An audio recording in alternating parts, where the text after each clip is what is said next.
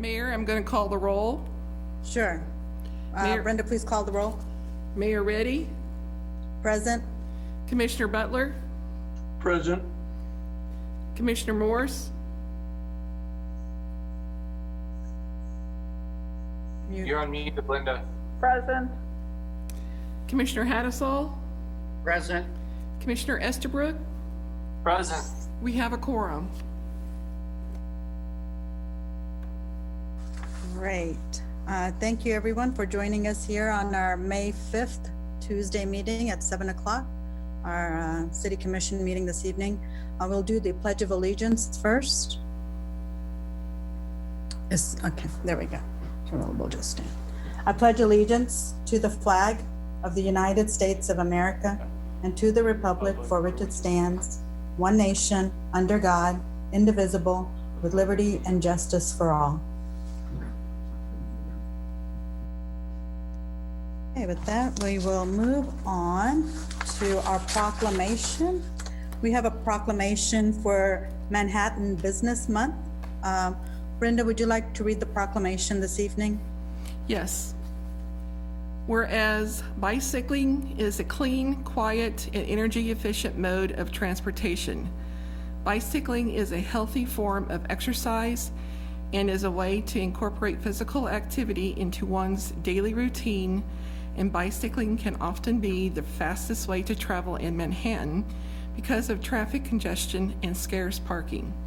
Bicycles are vehicles, and by state law, bicyclists enjoy all the rights and privileges of motorists to use the public roads free from harassment. Now therefore I, Yusha Reddy, Mayor of the City of Manhattan, Kansas, do hereby proclaim May 20th, or May 2020 as Manhattan Bike Month, and encourage all citizens to participate in this outstanding endeavor and to observe all safety measures, including wearing a helmet and obeying all traffic laws. I do have a comment. Is there, I don't believe there were anybody that sent in comments on behalf of the proclamation. Was there any comments, Brenda? Yes, the staff liaison provided me some comments. He wanted to let everybody know that due to the current situation, city staff and the Bicycle and Pedestrian Advisory Committee are working on plans to hold the typical Bike Month activities in the fall, so the public should stay tuned. Great information. And it's a beautiful, beautiful day, and it's going to be beautiful weather for a while, so everybody should take advantage of it. We are still allowed to go biking and walking, so please enjoy the weather and get some exercise at the same time. It is public comment time on the agenda. I didn't receive any public comments. Brenda, was there anybody that emailed any public comments? No, Mayor, there was not. Okay, thank you. I'm having trouble hearing Brenda. Is her mic on? Is she? Yes, I'll try to speak a little Not closer. loud like everybody else. It's through a different speaker, I think, is what it is. Okay. Time for commissioner comments.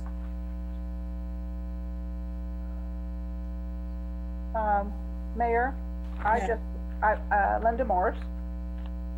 I just wanted to remind me and the commission of the mission of the city. And the mission of the city is to sustain order and protect public safety, promote public health, preserve the built and natural environment, and enhance, protect public safety. Did I say that? Promote public health, preserve the built and natural environment, and enhance economic vitality. And so I just wanted to remind everyone that there's a balance we have to achieve, and we have to be reminded sometimes.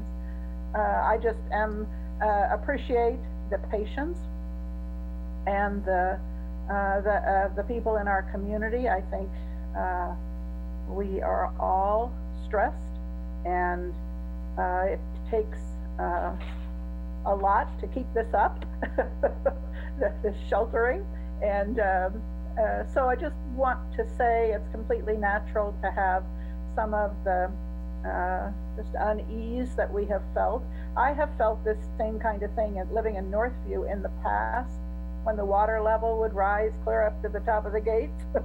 And I feel that it's kind of a veil or a gray area that kind of befalls me whenever there's a crisis. So that's how I've been feeling a bit. And so I'm starting to come out of the cloud, I guess. I'm able to accomplish more, and I am still staying home because I think it's the right thing for me to do to avoid crowds.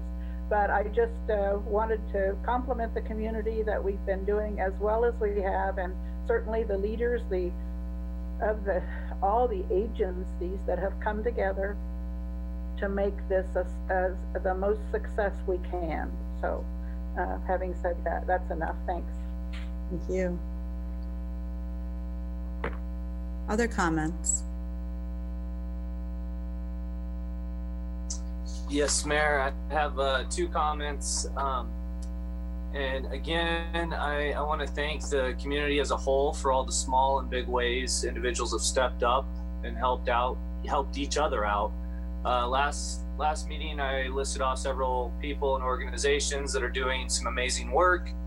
And I just wanted to highlight one that is new, a new group. They're called Mutual Aid MHK. It's an organization that's completely citizen driven. The shorthand of what they're doing is they're designed to build to build the bridge between people wanting to offer help or assistance in the form of volunteering or transportation, whatever services, financial gifts, with people in our community who are in need of some type of service or financial support. It is a grassroots network of concerned community members, each offering what they can to support those in need. So if you're wanting to help or offer something, it might even just be time, that's another organization that you can get connected with, Mutual Aid MHK. The second comment I have is in January, city staff began talking about they rolled out a presentation around the Organization Excellence Initiative, the OEI. And during that presentation, I made the comment about diversity in the workforce, and I voiced my observation of how few women were present at that meeting and in visible leadership of the city. But over the last few weeks, like many of you, I tuned in at 4:15 to those live briefings from the Riley County Health Department. And sometimes I would watch those briefings with my daughters. And during one of those times, and it happened often, but one in particular stood out to me, and I just wanted to voice that observation again, but in a different way. And in that Zoom briefing, my daughters, my little girls, had the opportunity to see Julie Gibbs, the county health officer, the Riley County Police Department Captain Aaron Feedline, and the City of Manhattan PIO Vivian Ucello, and then a sign language interpreter, Susie Stanfield, all leading the community during a crisis.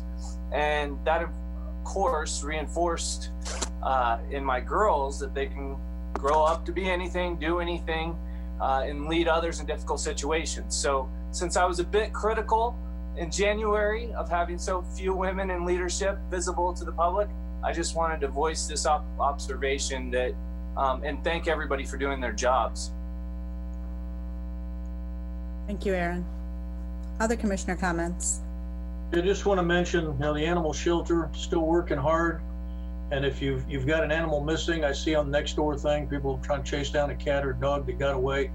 They might wind up at the shelter. Of course, it's not open, but check their website. They've been putting videos of strays that they picked up, and you can just call, identify the animal, make an appointment, and pick it back up. I think there's a dog or a cat down there right now, and there's still plenty of animals for adoption. So if you're stuck at home and you need a friend, the animal shelter has got some for you.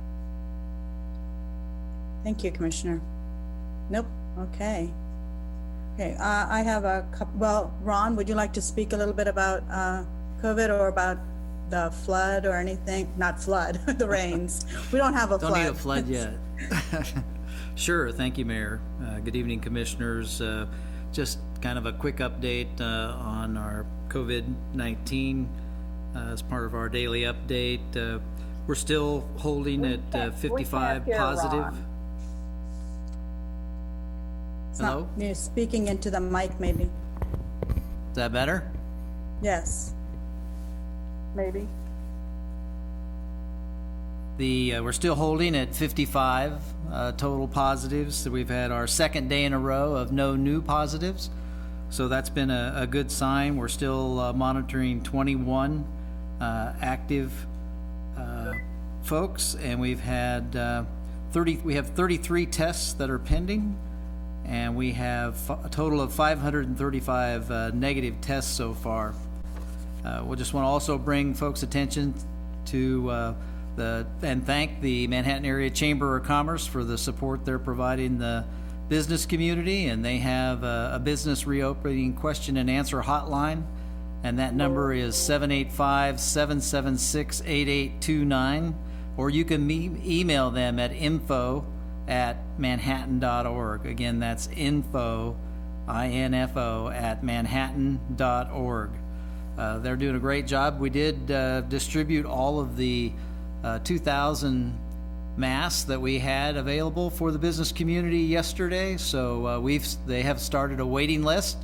So if the community has masks they'd like to provide for that purpose, like they have been for the Westview Community Church, which is also still operating on Monday, Wednesday, Friday, and Saturdays, to contact them with any quantities that you might have. As an organization, as Wynn said, the animal shelter folks are working hard, even though the buildings are closed to the public. All of our facilities will continue to be closed to the public through May 17th. And then we will reassess prior to that relative to facilities being closed to the public. However, most of our employees are telecommuting. They're working remotely. They're also utilizing city vehicles and responding from their home or work out of their vehicle during the day, responding for inspections or different types of interactions that they may have. All of our field personnel are primarily working as split crews. So that means that there's less congregation of those workforces at their remote sites and shops. Our facilities are inadequate for them to be able to accommodate large groups safely. So we're working our shifts. That also keeps, if there was an outbreak, our exposure to a larger group down to a lower risk hazard. So with that, Mayor, that's all I've got at this time. Okay. Thank you, Ron. We typically have briefings, and of course, we have not been able to do that. We won't be able to do that until we are done with having Zoom meetings and come back to our normal presence. So if there were any other meetings that you were at, any of the commissioners that you would like to bring up, this would be a perfect time. Okay. Seeing none, I do want to say, I think the Manhattan Area Recovery Task Force has been doing a nice job. You know, we organized it, and they will be meeting again this Thursday. I believe, is it at 11, Ron? I'm not sure. I think it's at 2 o'clock, Mayor. 2 o'clock, Thursday at 2 o'clock. For those of you that want to tune in, it's on the website as well as Facebook and on Channel 3 to hear the discussion.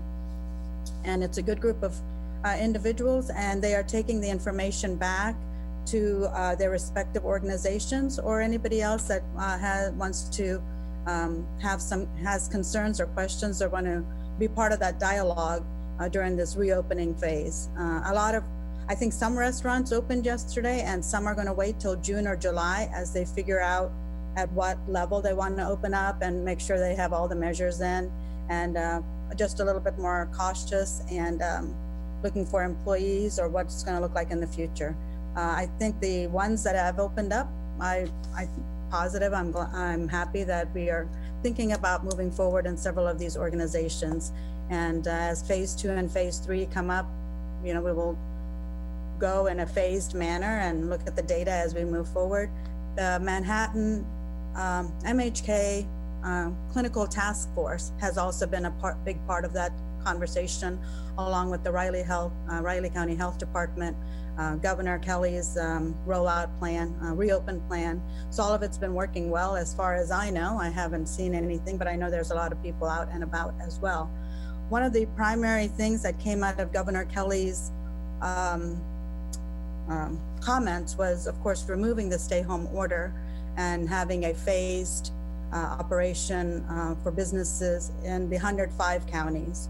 And Potawatomi County, Riley County, and Geary County did work together because of the task force and have similar orders in place as far as businesses, especially restaurants at 50%, and the social distancing piece.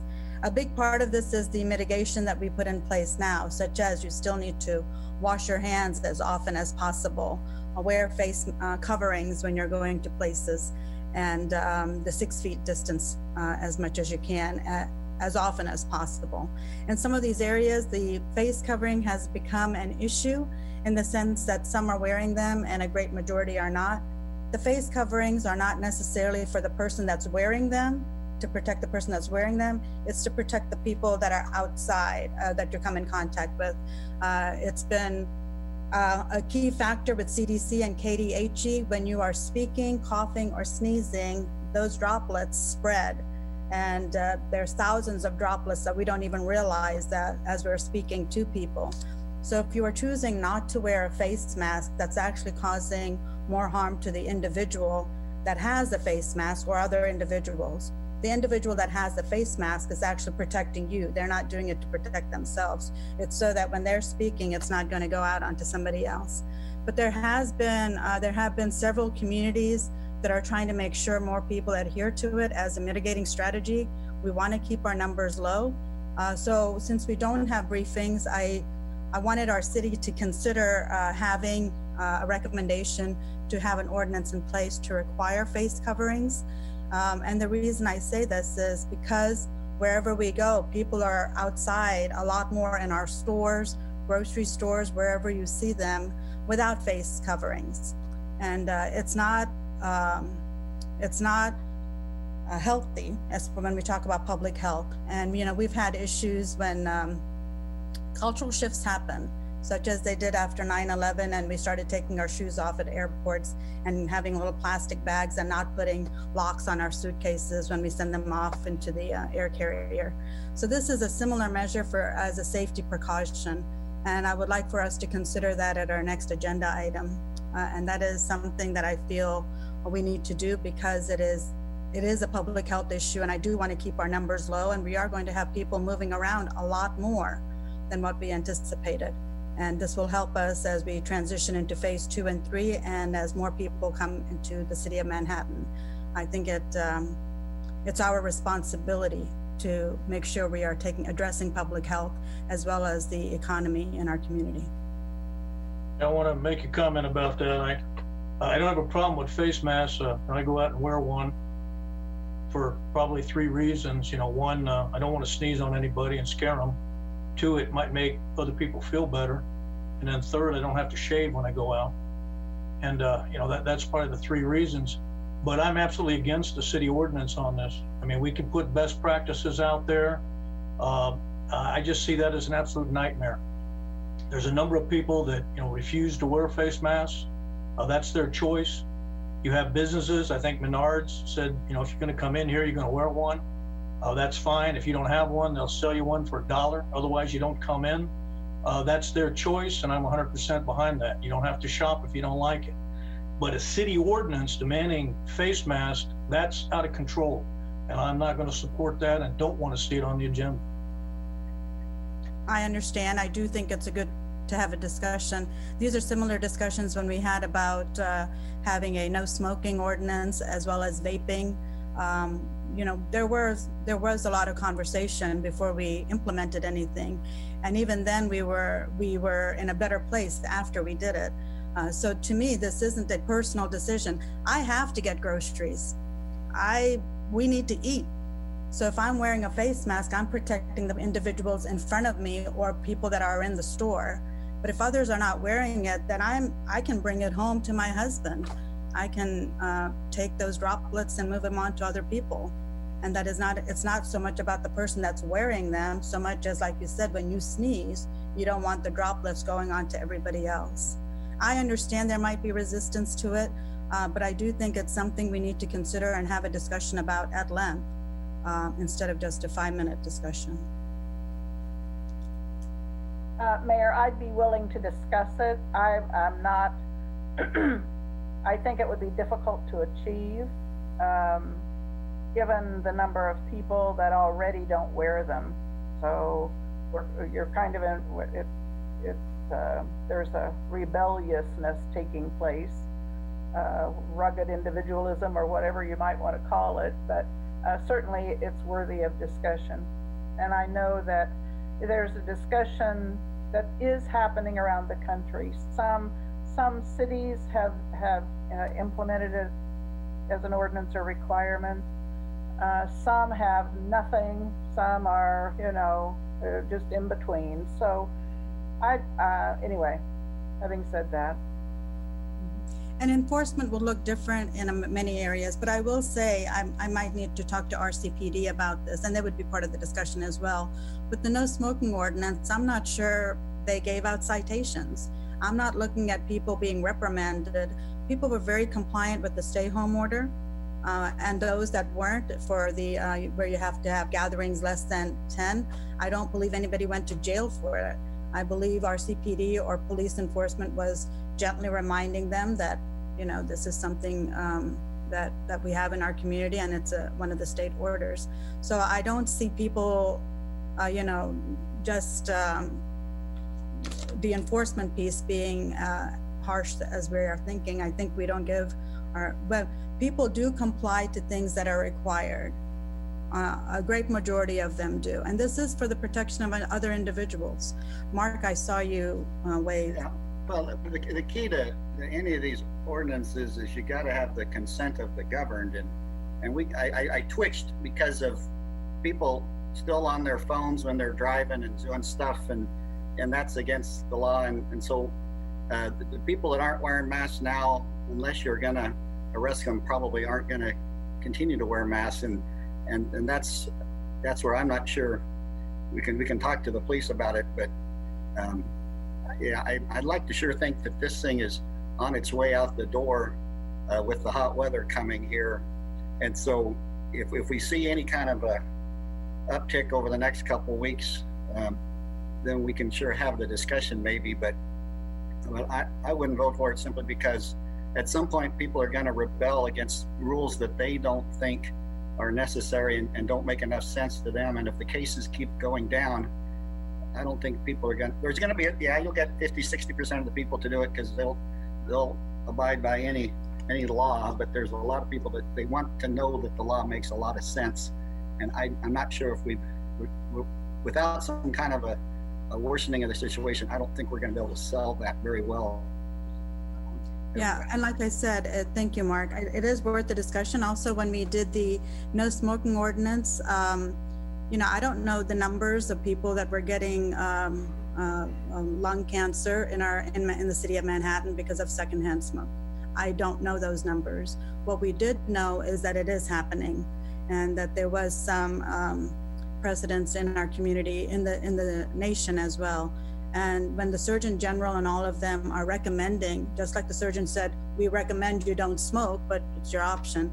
The thing with this is when you sneeze and cough and your droplets are going on people, there is some research, a lot of research on it, but again, it's worth a discussion. Aaron, would you like to chime in?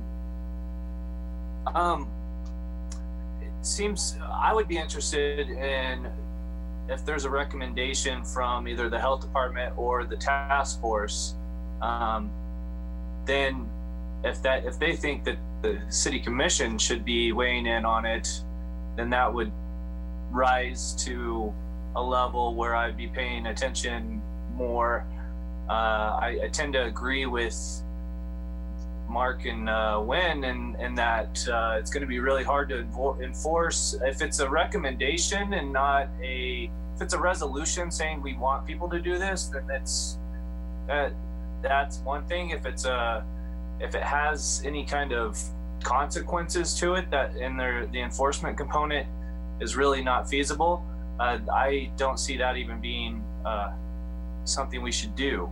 But I don't know that it needs to come from us. The state, I'd like to hear input from the health officer, and really in the state of emergency, they're the ones that can issue these types of guidelines for people to comply. But once that expires, it might be on us. But again, regionally, I don't know that compliance is going to happen. So like the smoking ordinance, as a local community, as a city commission, we do have home rule on these things. And there are other communities, other city commissions and city councils, which are doing it, not necessarily by the local health officer. So she would do it for the entire county. I'm looking at the city of Manhattan as a mitigation process in this pandemic. I think it's worth the discussion and seeing how RCPD and all of them would look at it. There are other communities doing it. We would not be the only one doing it.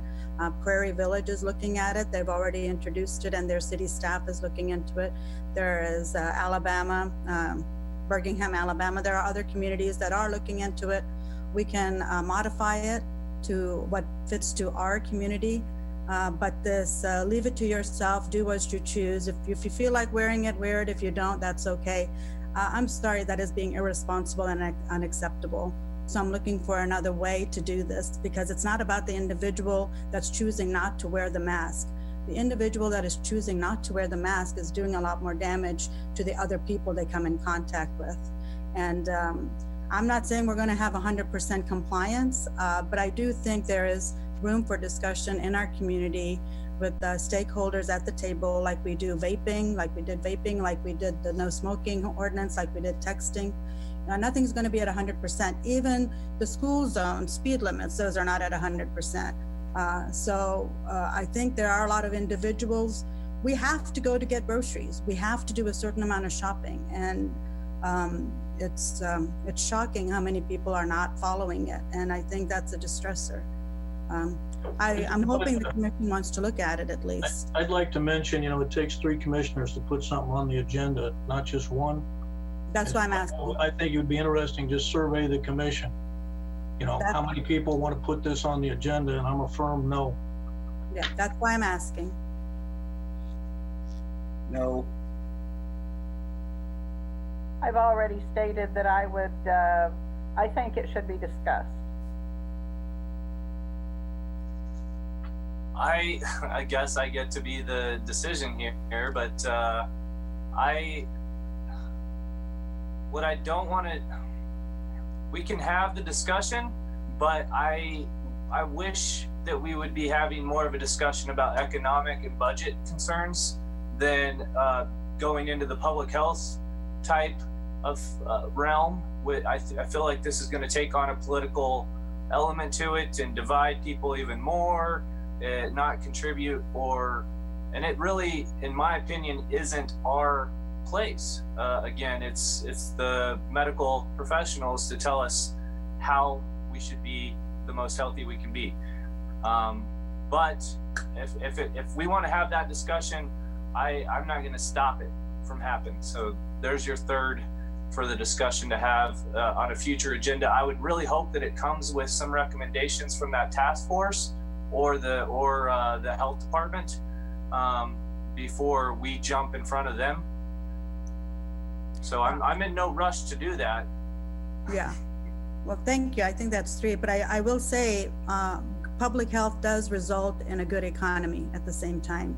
We don't want to increase our numbers, and all the recommendations have been towards the mitigation strategies such as stay home, wash your hands, face coverings and such. And our businesses are also doing similar things.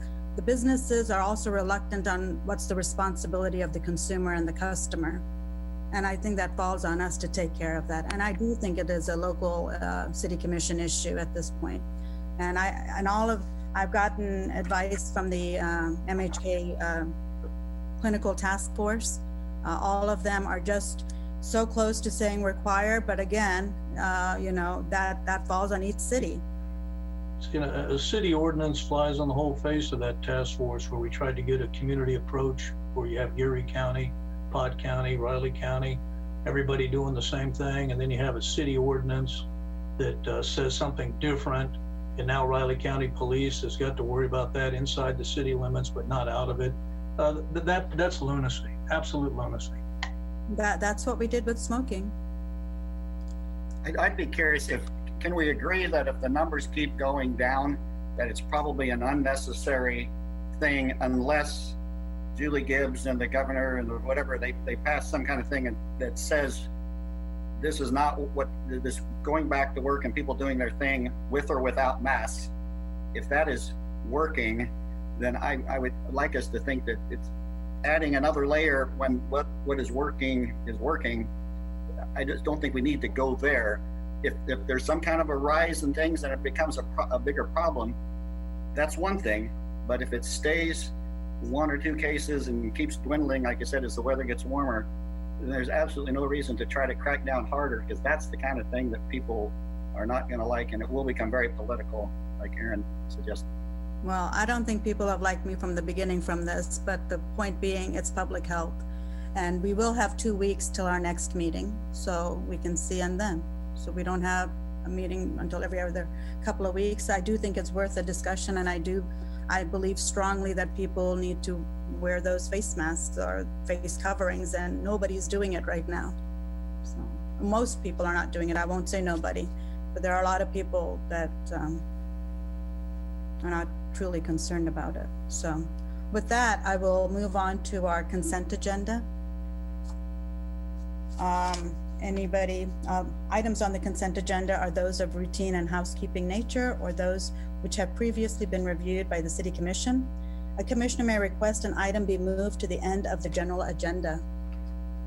Anybody have comments or questions about the consent agenda? Mayor, I think I would just go ahead and move that we adopt the consent agenda. Okay. And I didn't see any public comments on the consent agenda. So a second on that? Oh, Ron, I'll second. thank you, Mark. So I just wanted to clarify that we did remove an item from the consent agenda from its original publication. So that would have been item E regarding the Metropolitan Planning Organization. That was removed by both administration and at the request of the MPO. So that'll come back to you at a future time. Okay. Do we need to modify the motion then? Are we good? No, I think. You're good. I think we have to modify. I moved I don't know. I would move the approval of the consent agenda minus item E if it happens to be on your agenda and it was on mine. How about that? I'll still second. Okay. Brenda, would you please call the roll? Mayor Reddy, Yes. Commissioner Butler, Yes. Commissioner Morse, Yes. Commissioner Hattasol, Yes. Commissioner Estabrook. Yes. Motion carries 5-0. Okay, going on to the first, we have a public hearing this evening. Ron, I'm going to have you walk me through the public hearing. The public hearing is to consider the Community Development Block Grant for 2020 to 2024 Consolidated Plan, 2020 Annual Action Plan, and 2020 to 2024 Analysis of Impediments to Fair Housing, and authorize execution of 2020 Subrecipient Grant Agreements and the 2020 CDBG Grant Contract. And with that, we'll have a public hearing. And the presenter will be Eric Cattell. Good evening, Mayor and Commissioners. I'm going to share my screen here.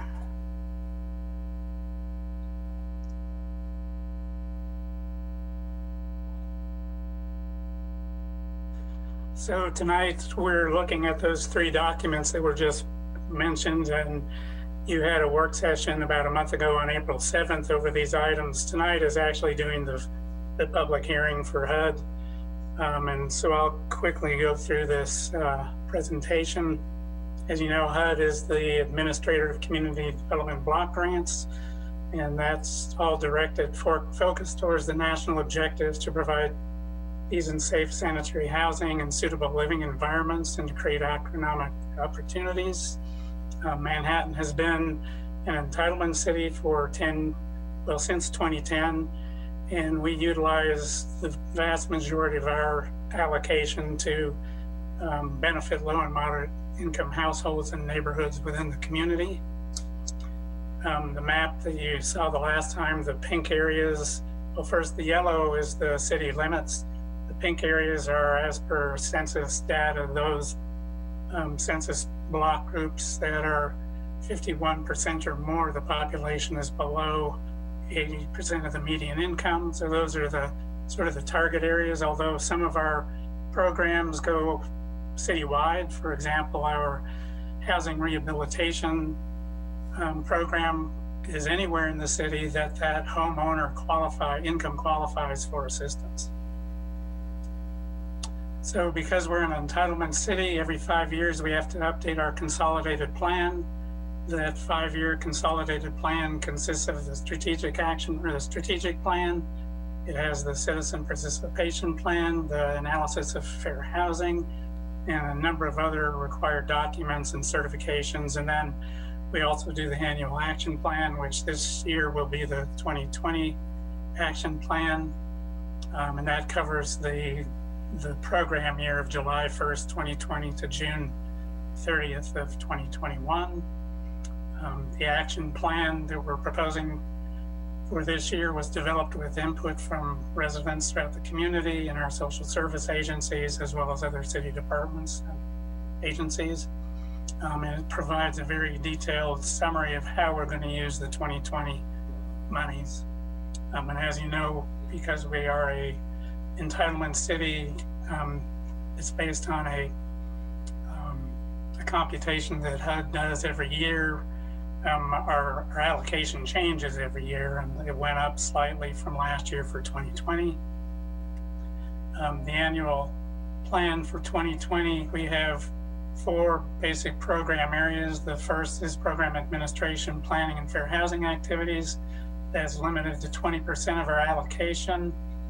That covers Christina's salary and all of the required HUD logistics all the reporting and monitoring that we do, as well as our fair housing activities that we do. Second one is our housing rehab program, which again, we assist low-income homeowners to be able to stay in their house so that their houses meet housing quality standards, and they remain part of our affordable housing stock in the community. And we also abate things like lead, asbestos, and radon if necessary. Then we have our public services category. It's typically capped at 15%, but because of the pandemic, HUD has released that cap both for the 2020 program year as well as for the CARES Act funding and for the our current 2019 program year, which is about to end on June 30th. We currently have 5 agencies that we fund: Housing and Credit Counseling, MESI, Pawnee Mental Health, Kansas Legal Services, and Sunflower CASA. And the last category are public facilities and infrastructure. And we had planned this year to relocate the breadbasket cooler out of the Douglas Center parking lot to make room for parking improvements down the line, and then to make some sidewalk and ramp and pedestrian improvements at Leavenworth and 5th Street. As I said a month ago, those 2 projects are kind of in the air at the moment. We don't know if we'll be doing them in the 2020 year or if we'll be using this $185,000 to go into pandemic response, but we'll be figuring that out in the weeks to come.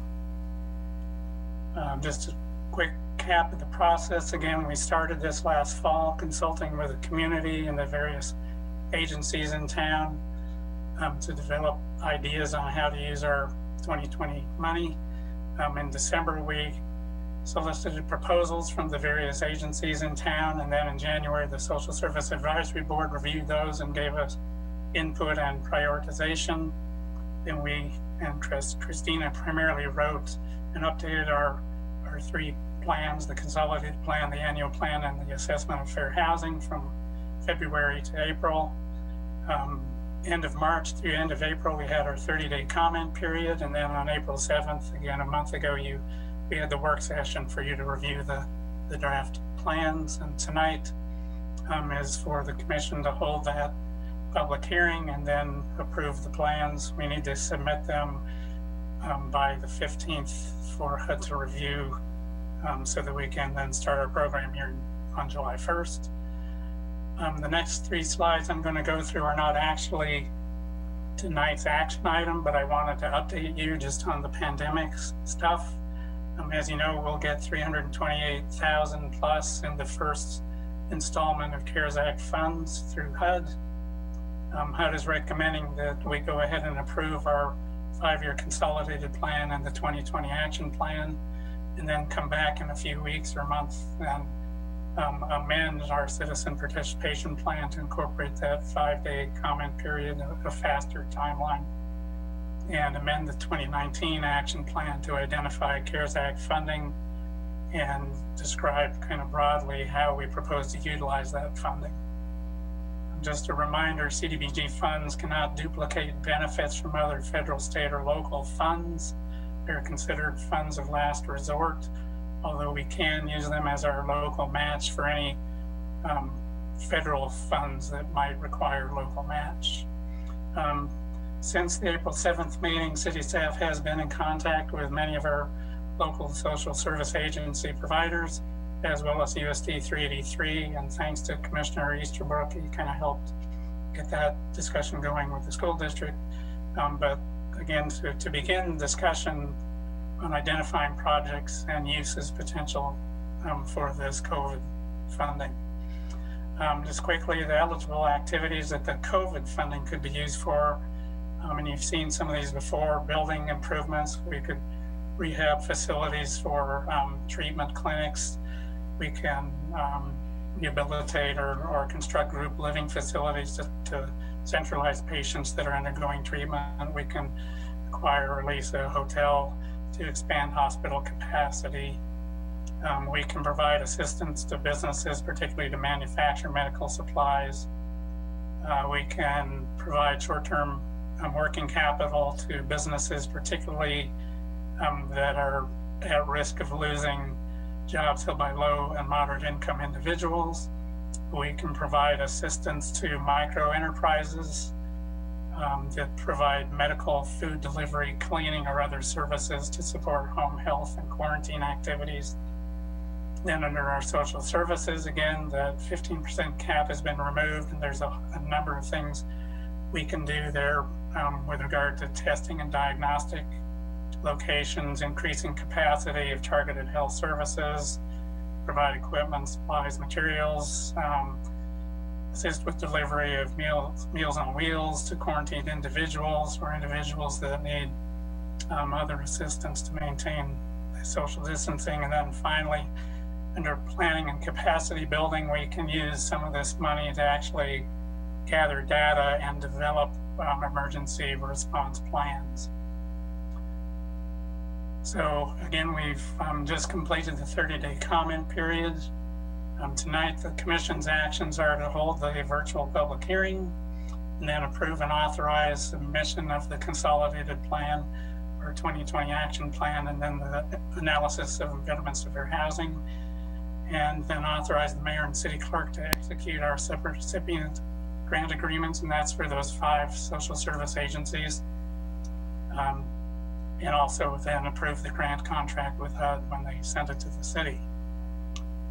So with that, if we can answer any questions. Eric, Yes. during that 30-day public comment period, was there much public comment? I'm not aware that we had much at all. Debbie Nuss did identify an error in one of the comments that we had within the consolidated plan on, and Christina is going to correct that. Otherwise, I'm not aware of any comments that we got during the 30-day comment period. Good, okay.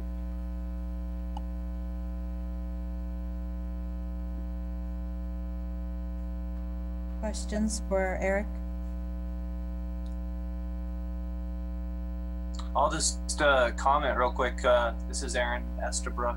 I am just happy that conversation with 383 is on, has begun, and I think that there is quite a bit that we as the city can do in concert with 383, and just wanted to highlight that. Thanks, Eric. Thanks, Christina, for getting that going. Other comments? Just by way of commenting, this is probably the second or third. Whenever it comes before us, I always express concern that the Northview area is not included in the focus of the CDBG. It seems that because it's based, has to be, what I'm told, has to be based on the census tracts. And the area, this area is big and diverse, but no more so than some of the other areas of town. That includes the country club, and depends on what's around it. But just to say that I think there are quite a few low and middle income people in the Northview area, and I'd like for us to work to find a way. It's clear that this program is built, designed for bigger cities, where a census tract makes up a whole big area of like income people. So this is, we're just, we reached 50,000 in 2010, and so we're relatively new to this, and it is important. I am so pleased with the distribution of the money that we get from through this program, and that we're able to use it in some very meaningful ways for this community. So I'm very supportive of the program. I'm enthusiastic about some of the home repair, home improvements that are made. And so having said all that, I support this program, and the city's, I support adopting it. Yeah. Other questions or comments for Eric? No, I think this is very necessary. I am looking forward to the discussion about from the CARES Act, the funding from that, because we definitely need those resources. And I look forward to that discussion as well. I think CDBG has always been very much part of our community, and we hope to continue that with the projects as well, as far as housing and for our low and middle income folks that need public transportation, childcare, quality housing and such. So this is very instrumental in that. If there are no other questions or comments, certainly I take a motion. Well, just a reminder, you probably need to formally open the public hearing and then close it. And I don't think we got any comments submitted or any people RSVP'd to speak during this virtual hearing. Okay. And they would have mailed in, right? If they had something to say as well? Correct. Okay. Seeing none, close the public hearing. Is that appropriate, or are they supposed, nobody's coming online or anything like that, right? Okay, thank you. Thank you. Whoops, thank you. With that, is there a motion to authorize this? Mayor, I move that the City Commission approve and authorize submission of the 2020 to 2024 Consolidated Plan, the 2020 Annual Action Plan, and the 2020 to 2024 analysis of impediments to fair housing, and authorize the mayor and city clerk to execute the 2020 sub-recipient grant agreements and the 2020 CDBG grant contract with HUD. Is there a second? I'll second. Thank you. Brenda, please call the roll. Commissioner Butler, Yes. Commissioner Morse, Yes. Commissioner Hattasol, Yes. Commissioner Estabrook, Yes. Mayor Reddy. Yes. Motion carries 5-0. Okay. On our general agenda item, first item is Lee Mill Village, amend real estate agreement with the Manhattan Area Housing Partnership, resolution authorizing the sale of property, approved development agreement. And our presenter is it Jason? I don't have it in front of me. Yep. Thank you, Mayor. Okay. Jason Hilgers, Deputy City Manager. I'll go ahead and share my screen as soon as I get permission to do so. Then we'll bring in, we have Jill Jacoby with Manhattan Area Housing Partnership, and Brett Ballou with Schultz Construction will also be available for questions. Bill Frost is also with us, legal counsel. We have just a quick presentation to get through, just to give you an overview of the action item this evening.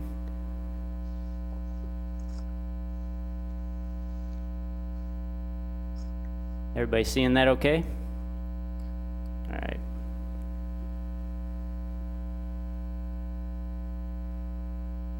So in 2017, the city purchased 35 lots and roughly 10 acres of common ground at a tax sale. This was the Lee Mill Village PUD. It was a failed development. William Crabtree was the original developer of 10 townhomes in that area.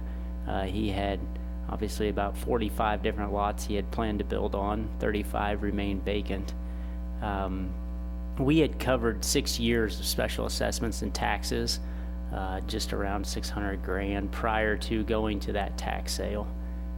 We decided to purchase that area knowing it would be difficult for another developer to work through all the challenges of the homeowners association, the existing PUD zoning, and the on-site infrastructure that was going to be due in terms of specials and taxes. We've also realized what's in the ground is not capable of fulfilling future projects. So the lots that we ended up purchasing are all here in blue. 34 through 52 are the lots that we have proposed and have agreed to in a real estate agreement with the Manhattan Area Housing Partnership to purchase for 18 duplexes and a clubhouse. We've been through a lot in terms of a process to get to this point. We've rezoned it. We have worked with the homeowners association to extract this area from their guidelines. This will be a complete transfer not only of the lots but the common ground surrounding 34 through 52 as well. Most recently, we received a request from the Housing Partnership and Schultz Construction to reduce the price another $5,000. Our original agreement identified a $20,000 acquisition price per lot. Again, total of 19 lots part of this acquisition, so we had a $380,000 real estate agreement. We were going to participate at $10,000 per lot and basically take the acquisition price along with $190,000 of our utility money and pay off the specials that are outstanding on each lot, which is roughly 30 grand per lot. Some of the conversation we had with MAHP and Schultz, there have been increases to costs, and they tried to distribute those evenly amongst the investment partners in this site, roughly $300,000 in increases Each of the development companies have taken about $100,000 off their fees in order to try to make this work with the tax credit allotment that they've received. And they approached the city with possibly participating at another $100,000 to make the project affordable and able to start this summer. So that would essentially lower the purchase price to $15,000 per lot, with the city picking up an equal share at $15,000 per lot to pay off the specials. The development agreement is a separate item that was one of the contingencies in the real estate agreement. The development team have identified some on-site public improvements, the streets, sanitary sewer, fire hydrants, roughly in the amount of $224,000 to be made on the site. These will be public improvements that will be inspected and have been approved from a design standpoint by the city engineer. Again, these will be to city specifications and part of our inspection process. The sale of the real estate allows the agreement for 19 of the 35, sorry. So there'll be 16 remaining lots after this real estate transaction. $6 million development will occur and return the property to the tax rolls. We'll release ourselves of over half of the special assessment annual exposure, dropping that from $110,000 to $51,000 per year. We roughly have about 9 more years left on what will be 16 remaining lots versus $110,000 for the 35. And again, this is speculation on my part, but I do believe with this redevelopment, we will generate more interest. If you've taken a drive by the property, it is a rough area. It is not all that attractive. If we see these 18 duplexes fulfill 34 through 52, I believe it'll spur more interest in those remaining 16 lots. So the action items this evening, we have prepared an amendment to the real estate agreement where the city would pick up that additional $5,000 per lot. Also on the agenda is a development agreement, which allows the developer to move forward with the installation and financing of those public infrastructure improvements. The city would have no participation in that public infrastructure. And then there's a resolution to confirm the real estate sale to the Manhattan Area Housing Partnership. I'd be happy to answer any questions you may have, as well as the team that I mentioned and introduced before I started. Mayor? Yeah, one question on that infrastructure project. That's $224,000 for streets and sidewalks and things of that nature. Wouldn't that normally be special taxes? It could have been when they could have petitioned us for that and had them, distributed over the next 20 years. They didn't want to pursue that, so they agreed to pay cash for those and finance them on their end on their own. I think the tax credits actually can help with some of that, so they'll be able to leverage those for some of that infrastructure. But okay, well, I see that as a little bit of advantage. I'm not real happy about paying an additional $5,000 per lot. Not real pleased with that at all, especially since they already received a waiver on all the water hookups and all that. It seems like it's getting to the point where we're almost giving these things away. Understood. I would just comment and reiterate, this is not an ideal situation that we've been in from day one. And I do believe the request is genuine by way of explanation over the last 6 to 9 months in working with both Brett Ballou at Schultz Construction and Jill Jacoby at MAHP and the Excel Development Company that will be part of this. We've had a lot of meetings about the terrain and the infrastructure out there as well as the site. And I know they have done their due diligence on realizing the credits. So again, we know this is not ideal. We're in a really unique role as a landowner. We've obviously supported and been a part of what the city can do on other tax credit projects, but never before have we been in a position where we own all this property and are trying to return it to the tax rolls.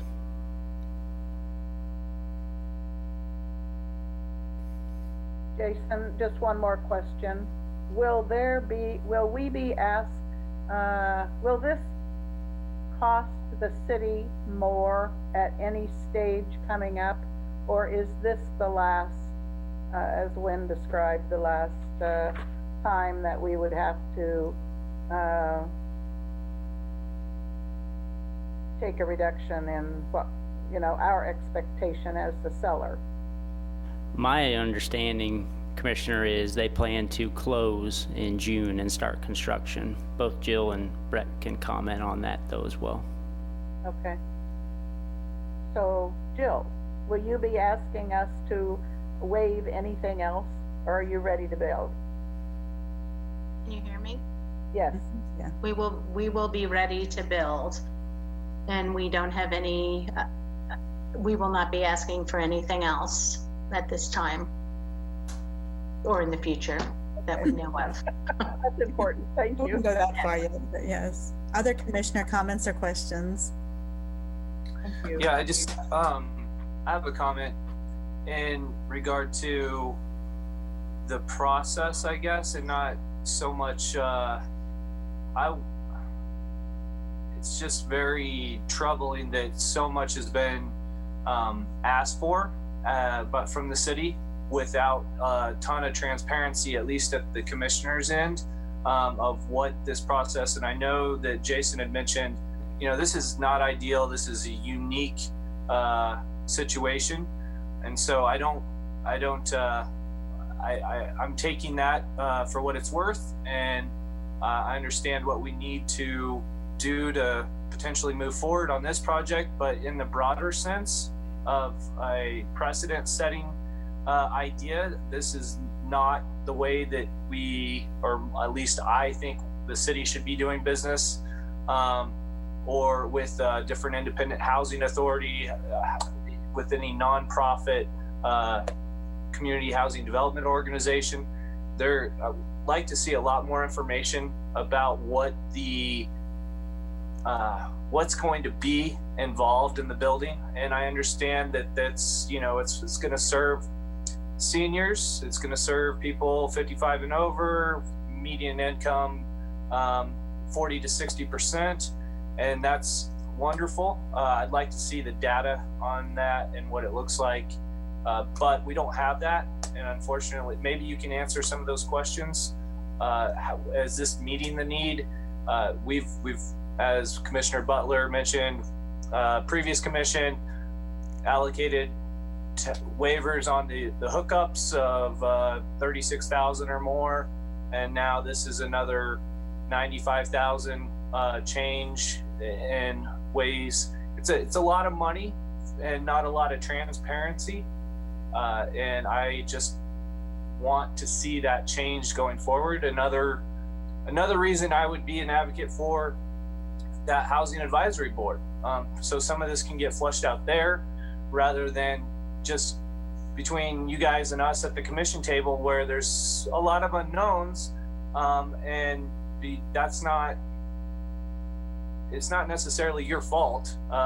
There needs to be a better process around this. So I just wanted to weigh that in. I don't hold you personally or anyone at fault for that. I think we as commissioners should work towards making this process better for everybody, and so we understand those needs. Jason, could you do me a favor? We've had this discussion, I think for over a year and a half. Could you fill in a little bit for public knowledge about why we are trying to make sure these 19 lots are sold, and how long we've had it, and how we came to be at the place we are at right now? As briefly as you can, but still getting all the information in. Sure, and I may have Bill help me with that. In 2017, which 4 years ago, we approached the governing body about buying this land. We knew we had infrastructure in the ground that was not being financed. We had picked that financing up for 6 years, and as I mentioned, about $600,000 was invested by the city before we even got to the tax sale. We knew how complicated the site was, and we knew how difficult it was going to be for anyone, and we had talked to numerous developers and builders about their interest in the property, and we weren't hearing a whole lot.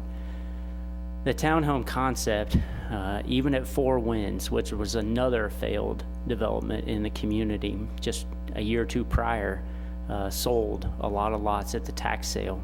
It's a product that struggled in Manhattan. There's a lot of ideas and concepts that have floated around that just didn't materialize. And in this case, there was just a lot of infrastructure in the ground, and it was a big bite to chew for any developer coming in. We felt like if we went in and worked with somebody out of the gate to get some momentum built, we could work with the homeowners association, as I mentioned, work with zoning, work with the infrastructure, and ultimately get this back on the tax rolls.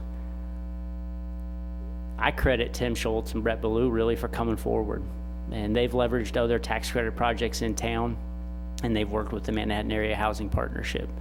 But it's been 4 years, and we've worked through a lot of different angles to try to get this point where we could have the investment made, return it to the tax rolls, and as I mentioned earlier today, make some lemonade out of some lemons, because it's been a bitter taste in our mouth for over a decade, and it's just a failed development. And you can allow those to sit there, and our bond and interest would have been $110,000 for the next 9 years. And instead of that, we tried to salvage this, market it, get it to a point where it could redevelop.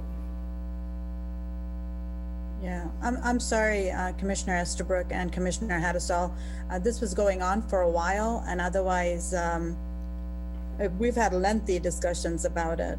But there was a lot of information that may not have been in this packet that you got in front of you today. So. Well, even the Mayor, I just want to. I've read through all the packets and information going back as far as public knowledge is available to me. This process can be better, and I want this to be successful.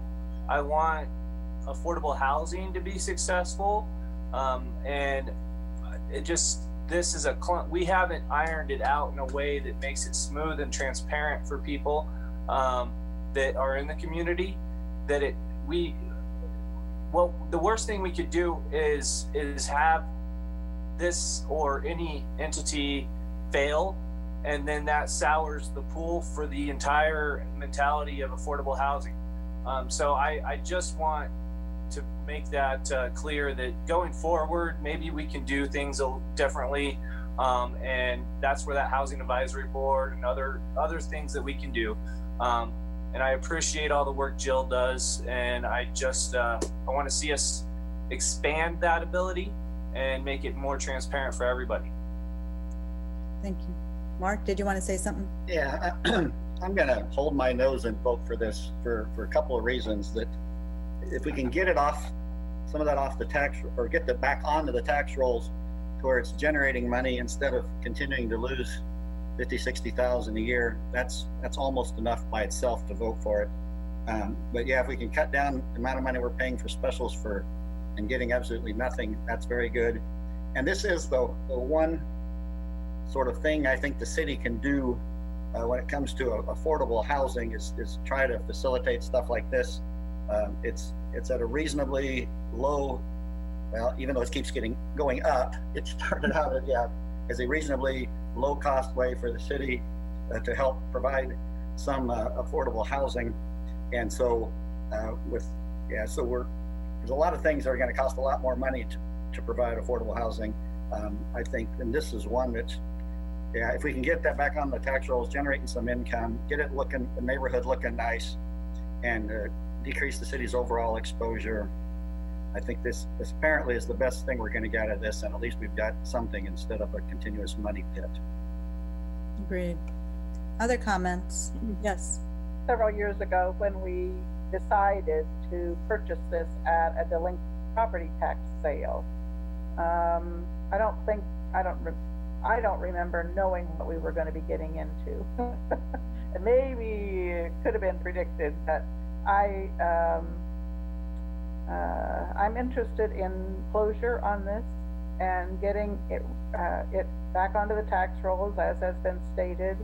That's got to be the critical point. I'm interested in not getting into something like this again. However, but you know, ultimately, this was a bad investment that went south, and we're cleaning it up. It is important to remember, and I have to remind myself, that there are 16 more lots after this that are still, because it was a good-sized development, and even though they aren't large buildings or large residences. So we're going to be talking about this again, and Aaron, you'll get to see the whole thing all over again for 16 lots or 15, maybe one or two of them aren't buildable, I don't know, but the best thing we can do is just get rid of it. And you know, Junction City's stuck with a bunch of lots, and it just happens. It's all, we didn't get into it the way they did, but we have our own issues here. So it seems like something we should do to just move on. Agreed. I did not see any public comment on this in my emails. Do we want to hear from anybody else? Okay. I agree with all the commissioners. I think from the time that we've been discussing it, we were fortunate to have Jill as well as Tim Schultz and come forward with a plan of some kind, because we tried and tried and tried to get people to bid on it and nothing was happening. And we still have 16 more, like was mentioned. So yeah, I think this is something, we really don't have too many options if we want to keep moving forward and trying to get rid of the rest of the tracks on this. So with that said, do we have a motion on this? Mayor, I move that we authorize the city administration to finalize the mayor and city clerk to execute an amended real estate agreement with Manhattan Area Housing Partnership, approve resolution number 050520-A, authorizing the sale of real estate property to MAHP, and authorize city administration to finalize and the mayor and city clerk to execute a development agreement for the construction of public infrastructure, streets project ST2006, sanitary sewer number SS2008, and fire hydrants WA2012, all pertaining to Lee Mill Village, lots 34 to 52. Second? Is there a second? Second. Okay, with that, Brenda, would you please call the roll? Commissioner Morse, Yes. Commissioner Hattasol, Yes. Commissioner Estabrook, Yes. Mayor Reddy, Yes. Commissioner Butler. Yeah, my vote won't matter, but I'm going to vote no because I've lost confidence in MHAP because, you know, the first presentation said one thing, and I don't like the goalpost moving. Don't like it at all. So no. Motion has carried 4-1. Okay, we'll move on to our next agenda item. Guaranteed maximum price, 12th Street from Morrow Street to Bluemont Avenue, reimbursement agreement with hotel at 12th and Bluemont. And Jason Hilders, our Deputy City Manager, will be presenting this evening. Thank you, Mayor. Jared's going to work through adding a couple more panelists here and dropping Jill and Brett. So we'll have Barry Schmidt with McCown Gordon, as well as Mark Bechamp with Olson Consulting. We've been working on 12th Street for several years, along with the Aggieville redevelopment.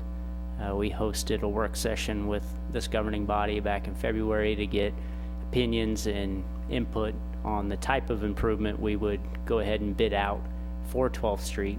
We have the inverted crown as part of the concept, which is a brick street. And I'll share my screen here and we'll get into that PowerPoint.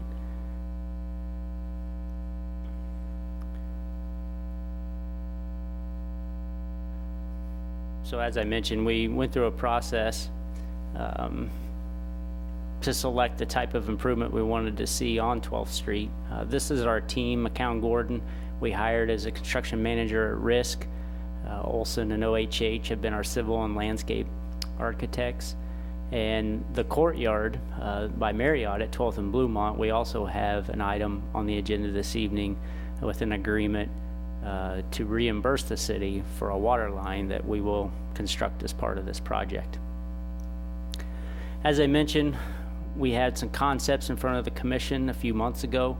The feedback and input were to go with the brick streets between Morrow and the alley and then return to a pavement section with concrete north of the alley to Bluemont. We would still do brick within the sidewalks north of the alley, adjacent to the Aggie Lounge and Stickles and the new hotel.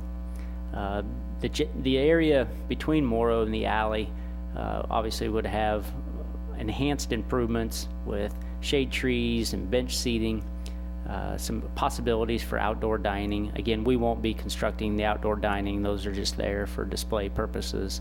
We would have to enter into permits with any adjacent owner or business to do that. But we have additional seating and shade structures that are also part of that streetscape. Here's a view from Morrow looking north with So Long to your right, Tanner's off to your left. Some of those improvements that we anticipate with this project.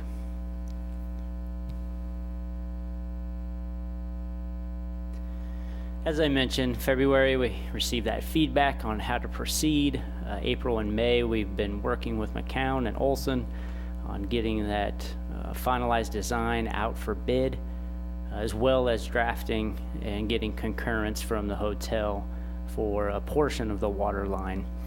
52,000 reflects more of just the water line from Morrow to the alley where it'll connect into the new hotel. They'll reimburse the city for 85% of that cost. There are more costs associated with the water line because we will continue that water line north and actually bore underneath Bluemont and connect into existing infrastructure.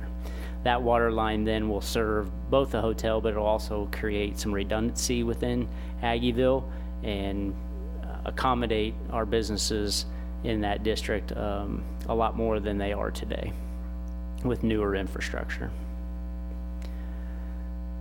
GMP cost summary put together by McCown Gordon. We have an overall total of $2,043,395. You can see the categories that were bid out. The earthwork, which is a lot of the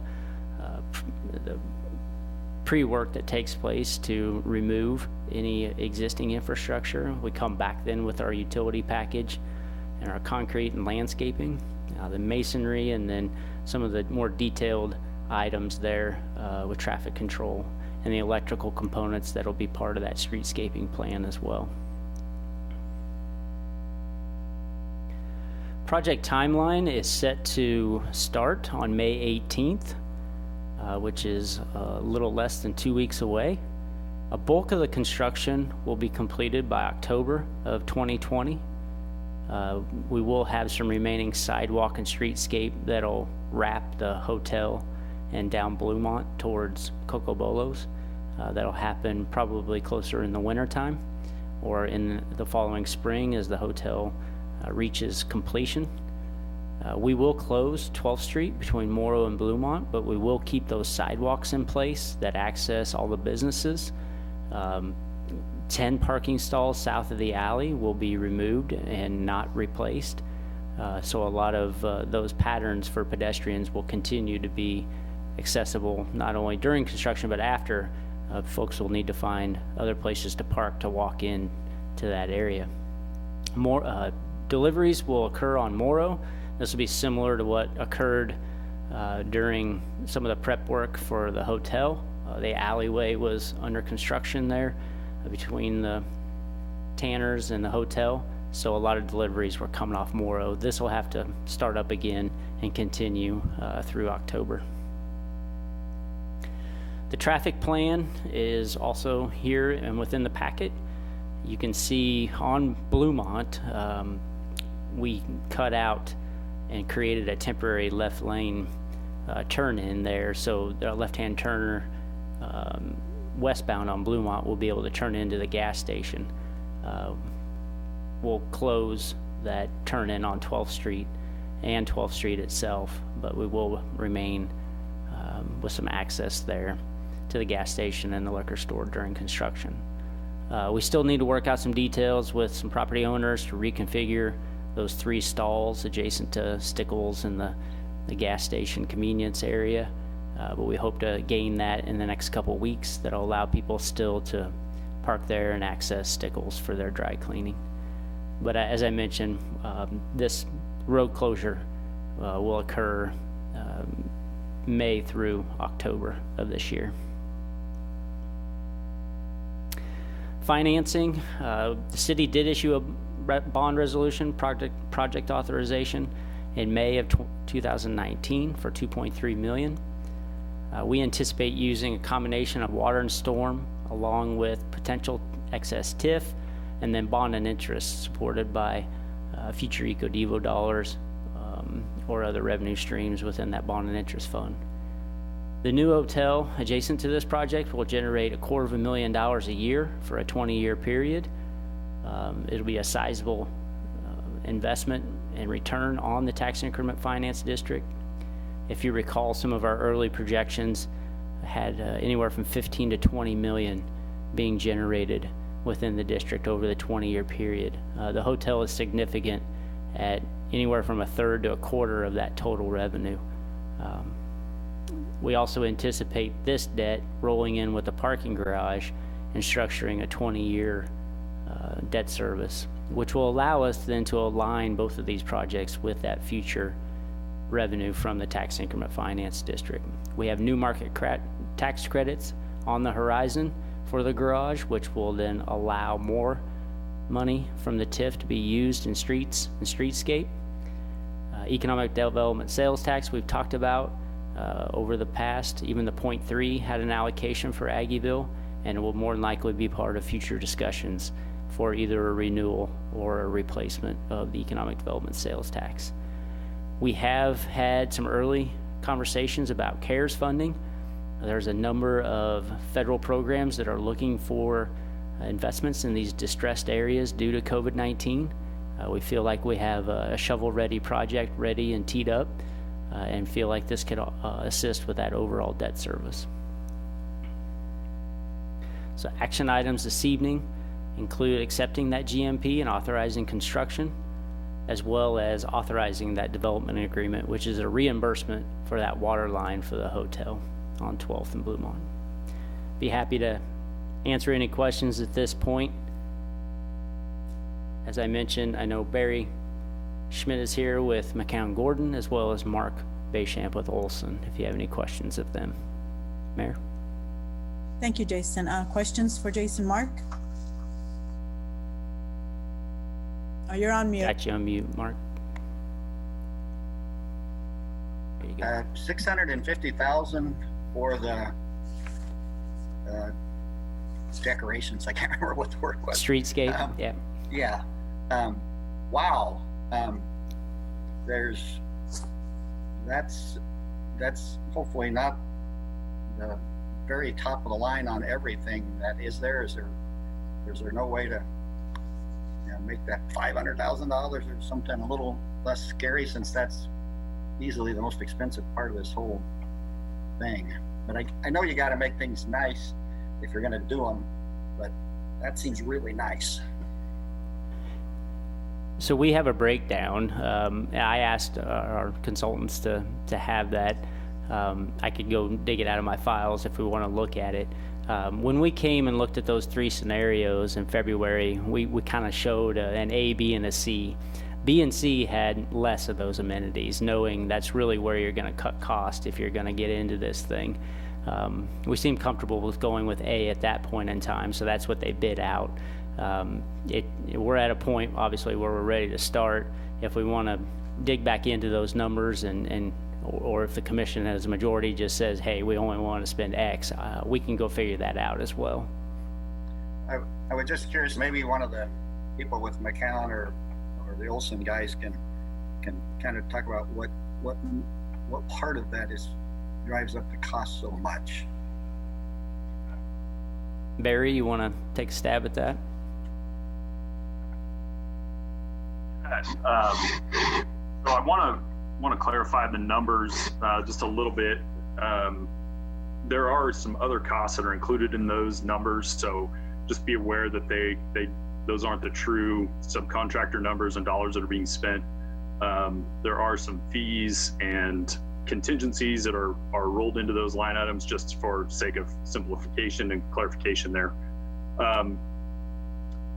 The overall, I'm going to have to rely a little bit on Mark Basham as well to chime in here on the design of things, but can you clarify which specific item you were asking about? Let me share the screen, Mark. I think when we, I'll show that, Well, that if split you again. have under the breakdown of the GMP, the landscaping, and that's my big question is, what's driving the cost of the landscaping to be easily the most expensive thing we're doing? Sure. Yeah. So probably the largest component of the landscaping that's included in there is actually the street pavers and sidewalk pavers. That includes the pavers. Yes, that number includes the pavers. So that's not just a pure landscaping number as well. There are also some site amenities, bench stones, sunshades, some of those other kind of above ground items that are really kind of, thank you, Jason, that bollards would be included in there that kind of keep the cars on the road, as well as the retractable bollards at the end of the street.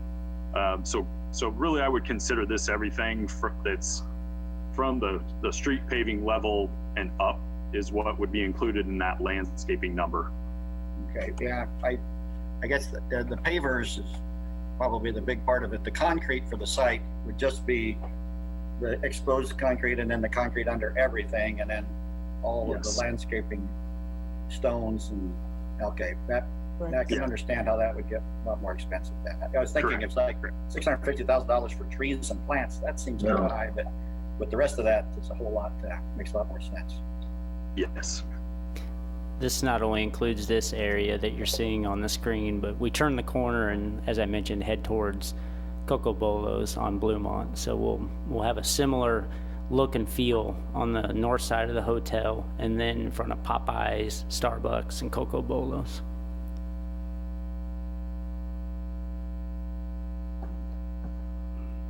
Okay, are there other questions from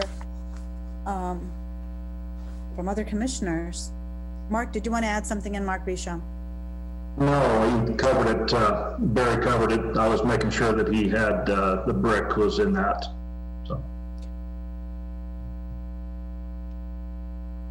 Hey, Jason, just one comment, because people are going to ask about, how we're going to finance this. I know you went over it, but I guess the big question in everybody's mind, no property tax impact, providing, that these various funds are available. And then, this was sort of rolled up in that sales tax thing that failed, and so there's no need to add sales tax, assuming that everything else works, the TIF and all those kind of things. Yeah, as I mentioned, some of the debt financing on the full $30 million that's anticipated for Aggieville, and we've talked about this before. It's either through the renewal or a replacement of that sales tax that we would be looking for some of that to be kicked towards Aggieville. The TIF is going to generate anywhere from 15 to 20 million in actual revenues, which from a debt service perspective, you're going to be able to issue about 11 or 12 million and have it covered by that revenue stream. So clearly there's a gap. There's about an $18 million gap. We believe with new market tax credits generating a little over 3 million, we might be able to leverage even an additional 2 million from the CARES side. And talking with Rebecca Robinson up at KSUIC, they've been in touch with the EDA, and there's some real possibilities there. So that's another 5 million. We do think there's again, a $10 to $15 million gap that from a sales tax perspective, economic development purposes, has been my push for the replacement tax, which generates $65 million over 10 years at our normal rate of return, that a portion of that could be pledged here towards Aggieville. Aggieville was a big part of that 0.3, as well as North Manhattan, or I'm sorry, North Campus Corridor, the levee, the Douglas Center, airport. So we had a joint maintenance facility. So we had a number of projects in that. If we go back out for a replacement or even the renewal with the county, we're going to be looking at those same projects. We've had this discussion for 2-3 years now at budget. We know we need additional revenues to see these projects forward. To sit here and say that they won't have a property tax impact, we're going to keep working our hardest to get options in front of you and the community to avoid that. It is our goal not to have these projects financed by property taxes. But in the state of Kansas, that is the default because that's what you all can control. All those sales taxes that we're talking about will be the control of the voter. We'll keep asking the questions and putting them out there and looking for your support to do so. But if they don't pass, then we have to start making decisions on what we will do and won't do, or what we will fund with property tax or not. So is it safe to say there's enough funds right now to incrementally do 12th Street?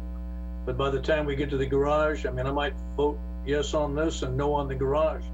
If other things, fall through, like in other words, if we don't get the economic development tax renewed in some form, and we end up with a 15 million shortfall, I don't want to see any property tax come on this. But I've always saw this as we can take incremental bites, but we may have to slow things up at a certain point. But we're not at that point right now. Is that safe to say? It is safe to say. And through TIF, new market tax credits, and the potential CARES grant through EDA, I believe there's enough to do both 12th Street, the garage, and Laramie. After that, it's going to get difficult, because the TIF will pick up 12 million, and as I mentioned, another 5 million in the queue for those new markets and a grant application. That'll get us to $18 million. And that's really the total right now we have under design is about 18.5.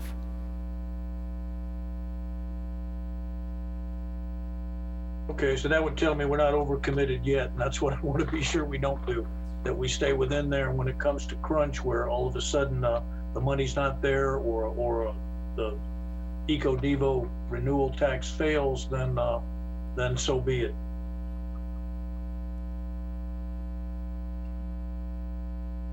Other questions? Yeah, I think I'm comfortable with this, but I don't know how this year is going to look as far as any financing, not only this year, but even next year and maybe the next 2 or 3 years. With sales tax, property tax, we'll see how that comes in on May 10th and a little bit after May 10th. But the state is also going to be in a big hole next year and this year. So for us to completely recover, it's going to take us at least 3 to 4 years. All of those projects are going to have a different type of timeline, is what I'm thinking. The grants, I don't know how they're going to look. The federal government has given, they're working on their 4th or 5th stimulus packet right now, but that is taxpayer money. So somebody's going to have to pay for all of that in the end. And so these are things that we need to move slowly, but this is something that, I think it's okay to do for now, but there are other projects that have a bigger budget that we need to look at a little bit more closer and critically. I will say, there was a public comment from Dennis Cook. I don't know if everybody has read it, so I'm going to read it out loud.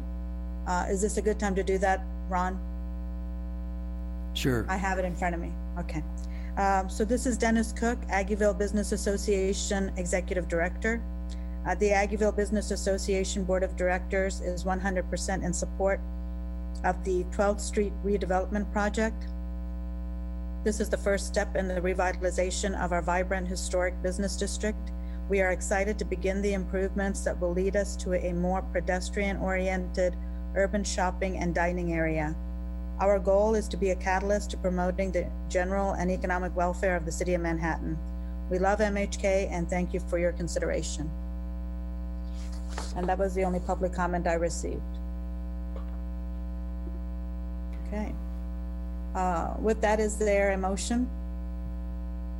I would move that we accept the guaranteed maximum price in the amount of $2,043,395 for the construction of the 12th Street improvements, and authorize city administration to finalize and the mayor and city clerk to execute a phase 2 agreement in an amount not to exceed $2,043,395 with McCown Gordon of Manhattan, Kansas, for the 12th Street and Bluemont Avenue improvements from Bluemont Avenue to Morrow Street, AG 1901, and approve and authorize mayor and city clerk to execute a reimbursement agreement for a water line from Morrow Street to the alley with the developer, with the hotel developer at 12th Street and Bluemont. Is there a second? I'll second. Thank you. Brenda, would you please call the roll? Commissioner Hattasol, Yes. Commissioner Estabrook, Yes. Mayor Reddy, Yes. Commissioner Butler, Yes. Commissioner Morse. Yes. Motion carries 5-0. Thank you. Next item on the agenda is a lease agreement amendment, a purchase agreement with Larry J. Snegas. Is that how you say it? Snegas, revocable trust to expand the City of Manhattan Biosolids Farm, CIP number WW189P and WW201P. First reading of charter ordinance allowing the city to purchase GEO bonds to fund the purchase, and resolution authorizing the issuance of those bonds. And Randy DeWitt will be the Assistant Director for Public Works for Water and Wastewater, will be presenting this evening. Okay, thank you, commissioners.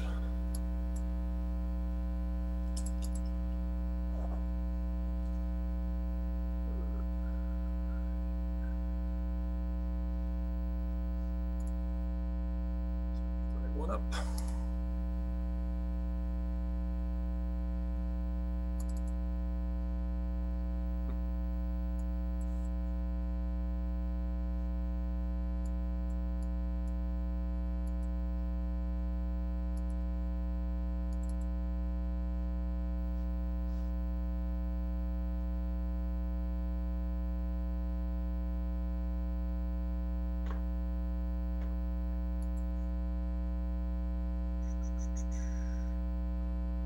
Sorry, trying to work on 3 screens here.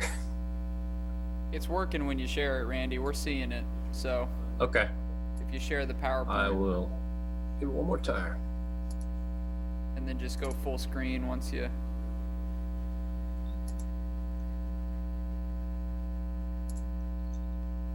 Okay. Good to go there? Actually, it's showing in presentation mode, so maybe just pull up just exit the presentation mode and do. Let me see if I can slip them here. There we go. That looks good. Okay. All right, commissioners. Thanks again. My name is Randy DeWitt, Assistant Director of Public Works.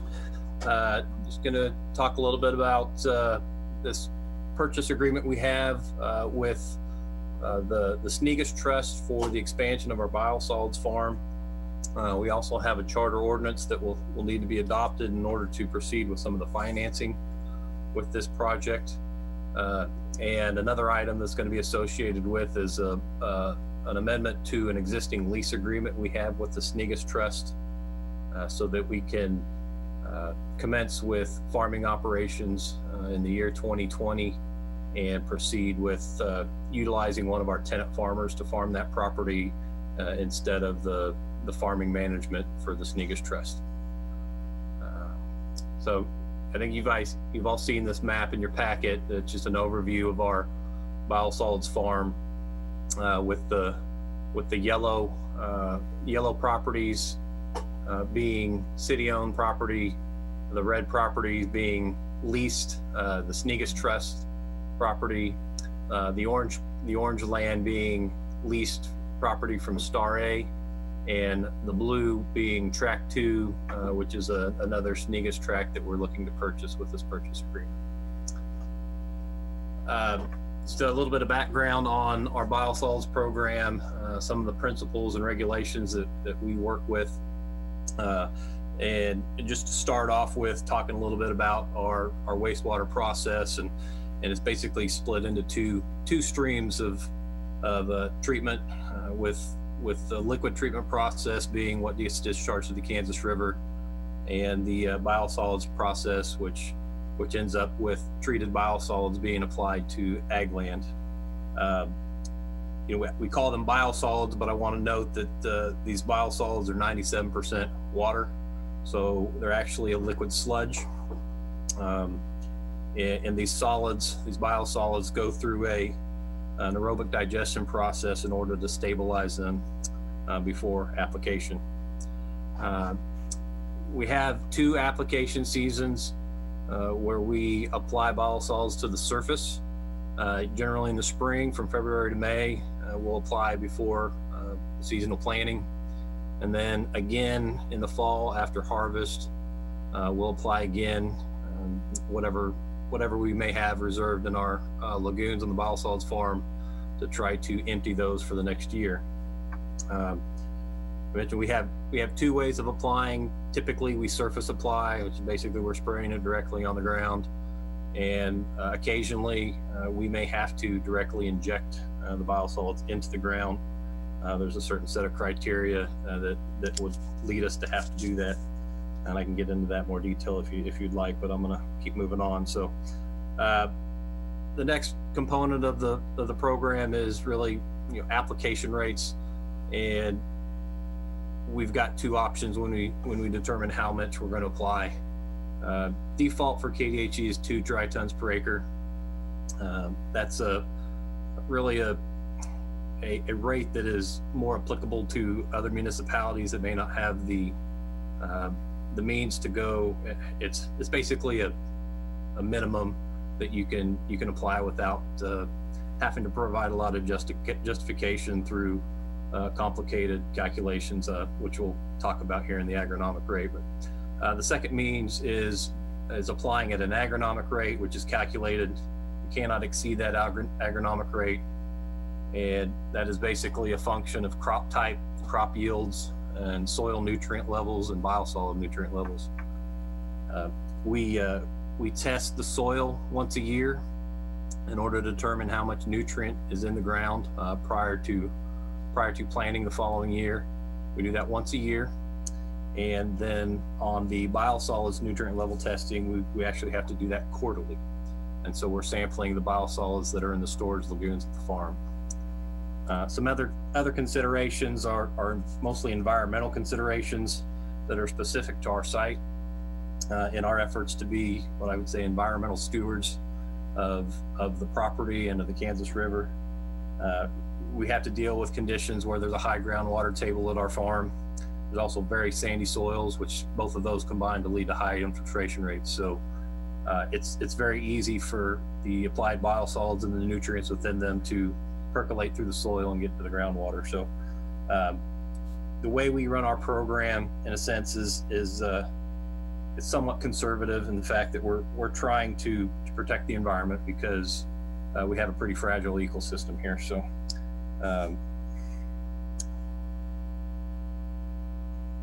talking a little bit about how things have changed over the years and why we need to look at purchasing additional land. You've seen this chart in the memo or in previous presentations, essentially showing the growth of biosolids production from our wastewater treatment plant over the past 25 years, focusing on the last 18 to 20 years, where we've actually doubled the amount of production of biosolids. Starting in 2001, which is the last time we expanded the biosolids farm, up to 2019. One of the points we want to talk about here is when we expanded the wastewater treatment plant in 2012 and added biological nutrient removal, it made the process much more efficient in terms of removing solids from the liquid waste stream. And so the characteristic of the biosolids also changed. So not only are we more efficient and we're producing more biosolids, it's also more nutrient rich.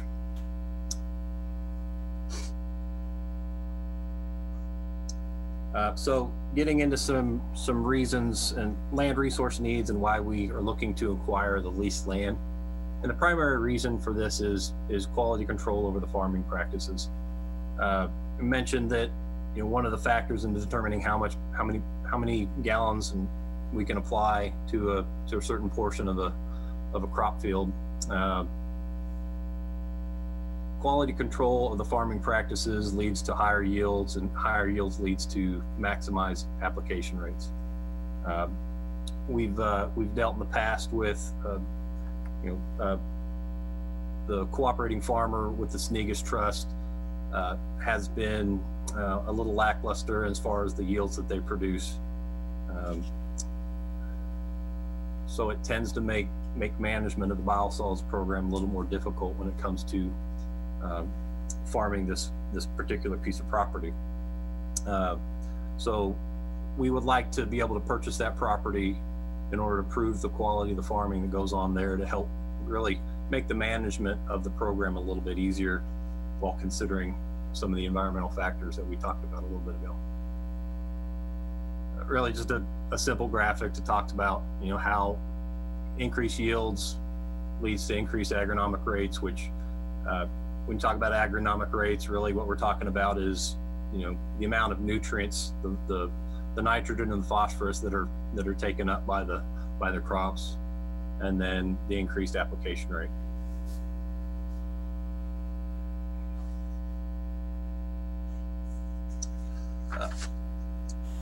I did want to note that it's not necessarily our goal to be able to apply more and more biosolids to the ground.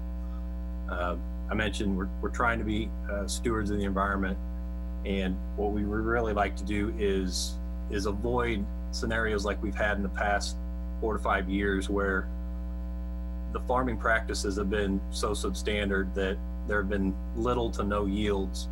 Like I said, it really puts the management of our program in a bind, because if there are no yields or little yields, we essentially have to over apply to other portions of our farm, or we have extra biosolids that won't be able to apply because the agronomic rate will be low enough where essentially we can't maximize the use of that particular property.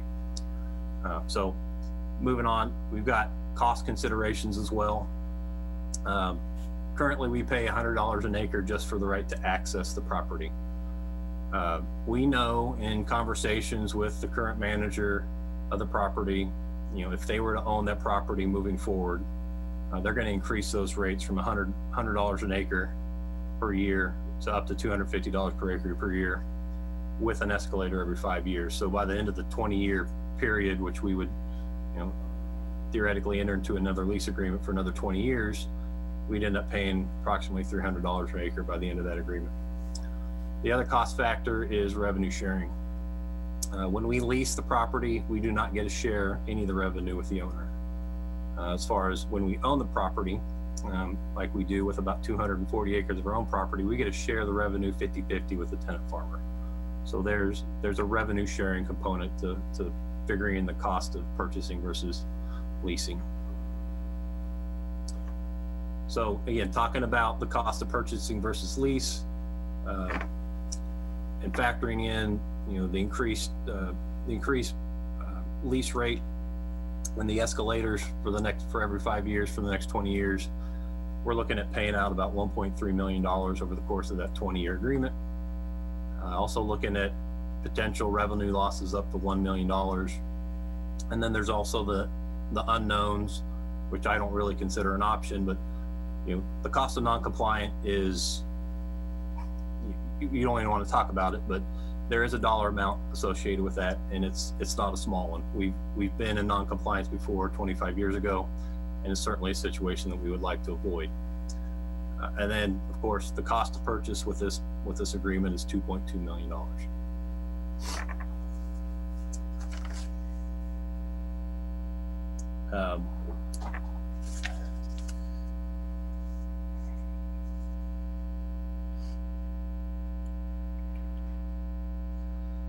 The other one thing I want to talk about purchase versus lease is obviously the fact that if we continue to lease this ground for another 20 years, we obviously won't have anything to show for it at the end of the 20 years. We won't have an asset and under our control. And if we don't buy the land now, really all we're doing is we're pushing this down the road for other staff, other commissioners to have to deal with. And it's certainly not going to get any less expensive to purchase land in the future. As far as why we need to acquire the additional 99 acres, which is tract 2, and that 99 acres is about 90 acres worth of actual agricultural land that we'll be able to apply to. But we know that the biosolids production at the plant is going to continue to grow as the city grows. So we're going to have to find additional places to apply land. We talk about, the default rates and how we can go past the 2 dry tons per acre default rate, and we can actually go up to the agronomic rate, but it still could be, while we could be in compliance, it may not necessarily be good for the environment. So we need to be able to have additional land to apply to. The other item here is we need to be able to rest portions of the farm. And with any agricultural practice, it's always good to rest farmland. That's the same is true with the application of biosolids. We'd like to be able to rest certain portions of our farm occasionally.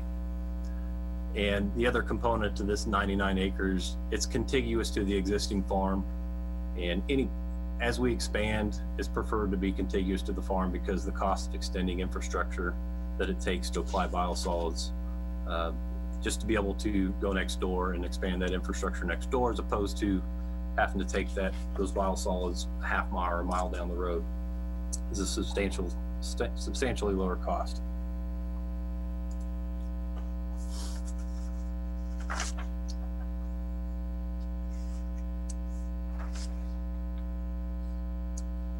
So, talk about some other costs if we don't procure this land. The main thing I would like to talk about is if we don't have land to apply this biosolids, and we have to start contracting out for a contractor to go and haul those biosolids off to a different area to apply. I mentioned before, it's essentially 97% water, and the cost of hauling millions and millions of gallons off-site to apply somewhere else is very expensive. Some of our peer cities like Junction City and Lawrence, they typically have to hire a contractor to do that application, and it's basically a 6-figure per year significant expense to do that, whereas our operation is essentially the most economically feasible type of way to dispose of the biosolids. So that's really all I have on the biosolids program and the actual purchase agreement itself. Next thing I want to talk about a little bit is the lease purchasing and the financing for this property. And Jason might be able to chime in on this if I get anything wrong, or maybe even Bill Frost. But we have essentially 3 options to finance this purchase as defined by bond counsel. General obligation bonds is the preferred means. It's what we usually do to purchase projects or to finance projects such as this. We have utility revenue bonds and then lease purchase agreements. Utility revenue bonds and lease purchase agreements typically have a higher risk associated with financing, and they also have higher rates. So that's why the preferred option is the GO bonds. Typically on utility projects for the city of Manhattan, if it's over $300,000, particularly on the water and wastewater side, we're going to look at financing with GO bonds. So that's water treatment, water distribution, even the sewer collection system and the storm sewer. Typically for a wastewater treatment project, we'll use a KDHE loan. If it's, they have by far the lowest interest rates, and it's the best way to finance a project. Unfortunately, SRF loans do not cover land acquisition. So again, we talk about GO bonds, they're the lowest risk, lowest interest rates, so that's what we wanted to proceed. Unfortunately, as we went through this process, it was brought to our attention that state statute does not allow GO bonds to be used for wastewater treatment facility improvements that cost over $300,000 unless it's approved by an election. The one exception to that would be any first-class city. You can use home rule power to adopt the charter ordinance, and that way we can remove that monetary limit as well as the election requirement.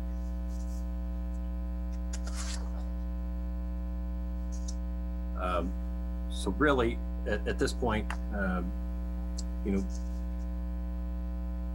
we have several action items here, and as discussed before, we've got the option to approve the land purchase agreement, as well as the first reading of a charter ordinance, approve a resolution of intent to issue the bonds pending the approval of the charter ordinance, and then the aforementioned amendment to a current lease agreement.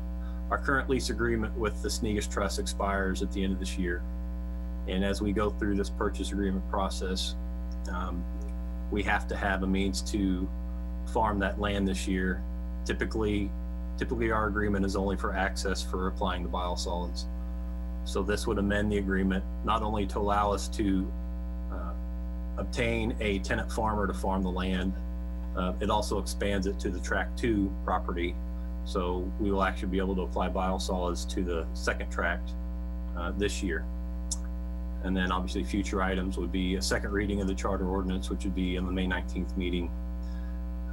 It would also require a 60-day protest period for the charter ordinance that would go through June 1st to July 30th. And the effective date, if we approve the first reading today, would be July 31st. And the purchase agreement has a close date of September 1. So with that, I'll take any questions you have. Thank you, Randy. Other questions for Randy, or I think Rob Ott's also on the line if anybody has questions for Rob, Randy, Jason. We also have Abdul Durar, our environmental compliance manager. Yes. He's our PhD of agronomy who oversees the biosolids management program. So this is his baby for the past 25 years, and he takes a lot of pride in it. So if there's any technical questions on the biosolids process, he's the guy. Randy, I think it would be helpful to remind all of us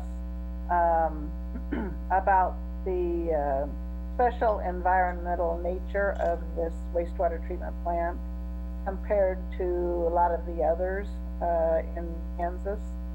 I need to be reminded of that sometimes. Okay, well, as I mentioned, in 2012, we were in the process of wrapping up this expansion project, and it was twofold. It was not only to increase the capacity, but to add biologic nutrient removal, which is a state and federal requirement now. And this was before my time here, but administration and management and the city commission at that time was very forward thinking, and we were one of the first cities in the state to really take the initiative to upgrade our facility before it was actually a requirement. Our plant is very high performing. We discharge a wastewater effluent that is essentially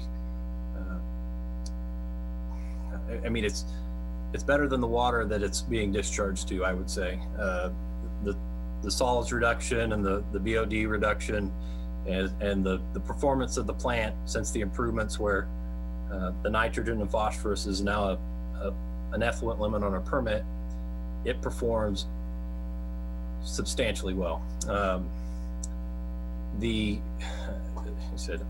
don't know if that really answers what you want to know about it, but I mean, I think it's just an outstanding model, and for all of the communities. I just wanted you to, especially new commissioners or new people to the community, that this is an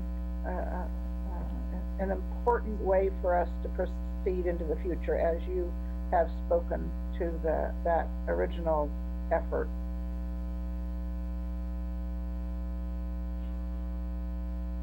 Thank you, Linda. Are there other questions or comments? I do have a question. I think we're headed in the direction of the general obligation bonds. there's a statement that having said that, there's a statement that says the monthly sewer use rates established by city ordinance have been developed with the cost of this land acquisition project included in the forecast for the payments. And so that's, if we were using utility bonds or this other method, no matter which one of these three we pick, that would be a true statement that the wastewater rates have been included this particular project that we're talking about tonight, the land acquisition and the project. Yeah, the current forecast includes 2 CIP projects, one to purchase lease land and a second one to acquire additional land. They are in the forecast programmed technically as a 10-year bond. We're actually proposing to use a 20-year bond. So we went through a significant rate modification last year to try to help offset some shortfalls we had in revenue. These are definitely a couple large projects on the wastewater treatment side, between the purchase of the lease land and growing the biosolids farm, as well as some future capital improvements to, we've got improvements to add a third lagoon, as well as other improvements to the wastewater plant, probably in the next 5 to 10 years. And so, yes, those rates were adequate at the time to finance this project. Combined with the fact that we're looking at a 20-year versus a 10, it's only going to help the fund balance. Thank you. That was important. Yes, these adjusted, water rates, they keep going up 3-5% every year on all three categories, sewer, stormwater, and water, to fund the CIP projects. And you can see how much the expense is on this. And of course, we have to do it because we can't be out of compliance with the environmental concerns. So that's not the issue. But I just wanted to take the opportunity to remind everybody that the CIP projects are always in jeopardy when we waive, water fees and stuff for other developers. And of course, I voted against the majority of those in the past and will continue to do so, because all that happens when we do that is we make this more difficult, and then we end up having to jack up the water fees even more. So we got to put a absolute moratorium on doing that and take our water funds and use them for water projects. Randy, when you say that the cost of this has been programmed into the sewer wastewater rates, that doesn't mean the rates aren't going to go up. It just means that the rates that we've talked about, whatever incremental increase, we're not going to have a new incremental increase to cover these, but you're not saying that the rates are going to stay the same or anything for a period of years, right? No, of course, we review this annually, and as a part of probably a July work session during the budget process, we'll come with a utility update for water and wastewater. You'll even have one with stormwater with the city engineer. But we program rate increases at a little bit above inflationary rate. A lot of it based on cost of services studies we've done in the recent past. We look at, instead of going through what we went through 10 years ago, where we were looking to expand the plants and we hadn't raised rates for several years, and doing 20% increases, we try to stay away from that, and we look at modest increases on an annual basis. So it's programmed in the forecast for approximately a 3% rate increase on an annual basis. Obviously, with things the way they are this year, completely understand if we want to take a healthy look at what we're doing with rates this year, even more so than years in the past. So this particular project itself will not generate a rate increase. Okay, so it's already figured into the stair-stepping increases that we were going to do anyway, mostly, or you're going to propose to do anyway. So that's as long as everybody understood that. Good question. Thank you, Mark. Other questions or comments? Rob and Abdu, would you like to add any other comments to the discussion? I just kind of reiterate a little bit of Commissioner Morris's question, which is, in essence, our staff takes wastewater and turns it into trout water, discharges it into the Kansas River, and this biosolids program helps provide fertilizer that grows additional crops, and those crops are then fed and sold off to animals and so forth, and we continue that cycle. And it's an award-winning program. As Randy mentioned, Abdu's been the keeper of this program for a long time, and we have lots of staff that's very proud, and it's been award-winning when we've been competed against other facilities and cities across the state of Kansas. And this helps certainly secure our future as a community to be in compliance and continue to be good stewards of the environment. To some of the financial questions, just a reminder on page 5, the original budget for the combined CIP projects was 3.5, and obviously this evening we're bringing you something slightly less than that. Also think of, had 20 years ago, had the commission been able to, the amount of money that's already been spent in leases, we could have owned this ground if we were to continue that pattern. Again, 20 years from now, we could have owned it, and that's what we're really asking you this evening, is to make a sound financial decision as well as be good stewards of our environment. So that's kind of my summary statement, and if there's any questions, I'll certainly try and answer them. Thank you, Rob. Abdu Durar, would you like to add anything else to this, since you're the expert and the one we are so proud of to not only keep us in compliance, but doing all of this work behind the scenes, and we rarely get to see you. So here's your chance.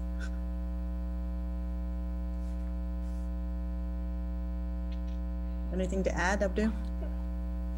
All good? Shy. Excuse me. Okay. I just want to concur with Rob and Randy about what they just said here. Basically, our method of land application is recycling in its purest form. The other methods is acceptable by the environmental agencies is incineration or landfilling. It's not really alternative options for us. So we have to stay the course. We've been very successful, and it's the most environmentally sound method of land disposal of biosolids. And I stand by the program, and I'm proud of it, and the city should be proud of it. And any help from you will really set the course for more success in this program. Thank you, Abdu. I appreciate your comments. Anything else? Yeah, I think this is something we absolutely must do. It looks like it's going to keep increasing, and if we are doing it so well, and I'm very proud of the work that our staff puts into it, and I think the community doesn't recognize it enough because it is so well done. If there was a flaw or a mistake anywhere in any of these areas, we would definitely know right away. So thank you for all your work, and I think I'm ready for a motion on this project. Mayor, I move that the City Commission approve the land purchase agreement with the Mary J. Sneegas Revocable Trust, authorize the mayor and city clerk to execute the purchase agreement SP 2004 CIP number WW189P, CIP number WW189P. It's the same thing, but approve the first reading of a charter ordinance allowing the city to issue general obligation bonds for wastewater treatment works projects, and approve resolution of intent number 050520-C to issue the bonds once the charter ordinance is effective, and approve an amendment to the lease agreement with the Mary J. Sneegas Revocable Trust, and authorize the mayor and city clerk to execute the lease agreement. Is there a second? I'll second it. Thank you. Brenda, would you please call the roll? Commissioner Estabrook, Yes. Mayor Reddy, Yes. Commissioner Butler, Yes. Commissioner Morse, Yes. Commissioner Hattasol. Yes. Motion carries 5-0. Thank you. Last agenda item is accept the CARE Act grant agreement and amend tenant agreements. Jesse Romo, our airport director, will be presenting this evening. Hi, Jesse. Good evening, Mayor, Commissioners.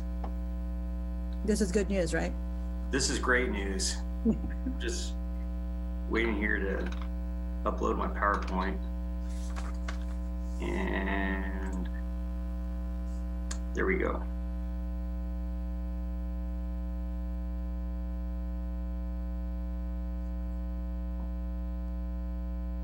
Oops. Okay, so Congress has been passing a series of relief bills, and this one was signed by the President on March 27th of 2020. It does include $10 billion in funding to assist airports in relief for impacts that they're experiencing for COVID-19. The language in the act itself had some formulas spelled out. Others needed to be interpreted by the FAA and then applied, which they did, and came out with a grant offer to us in the amount of $2.1 million. The monies, I should mention too, aren't just a check that gets sent to the city. This is being processed as a grant. So we did submit a grant application. We did receive a grant offer, and the grant is going to be reimbursable for expenses. So there are some rules tied into the money where you've got several pages of frequently asked questions, as well as about 38 pages of federal regulations as it relates to airport revenue. So I just kind of boiled it down here to 3 bullets for you to make it simple. So some of the allowable costs include payroll, debt service, and reimbursement of normal operating and maintenance expenses. So essentially our budget can be covered by these funds. They have a deadline, or excuse me, a date of January 20th. Anything after that can be calculated and submitted into a request for reimbursement. And according to the latest guidance from the FAA, airports are able to offer rent relief to our tenants. And so that was something of great contention and debate for a while there with the FAA on our normal grant assurances, which wouldn't allow that to occur. So what we wanted to do is look at a few ways that we're going to utilize or want to utilize the funds. This one here is regarding rent relief. And so the tenants that are most directly impacted by the reduced air service were identified as our FBO, Kansas Jet Center, which handles all the aircraft for the airline, as well as military and general aviation. Rental cars that we have, Hertz Enterprise, which also have their brands of Alamo National, our food and beverage concessionaire, Bandit Coffee and Cafe, and as well as the airline. And so for the airline, it would not be, the relief is directly related to their lease agreement for the space. So this is like their office space and space utilized in the terminal. We calculated out here, I need to move my pictures around.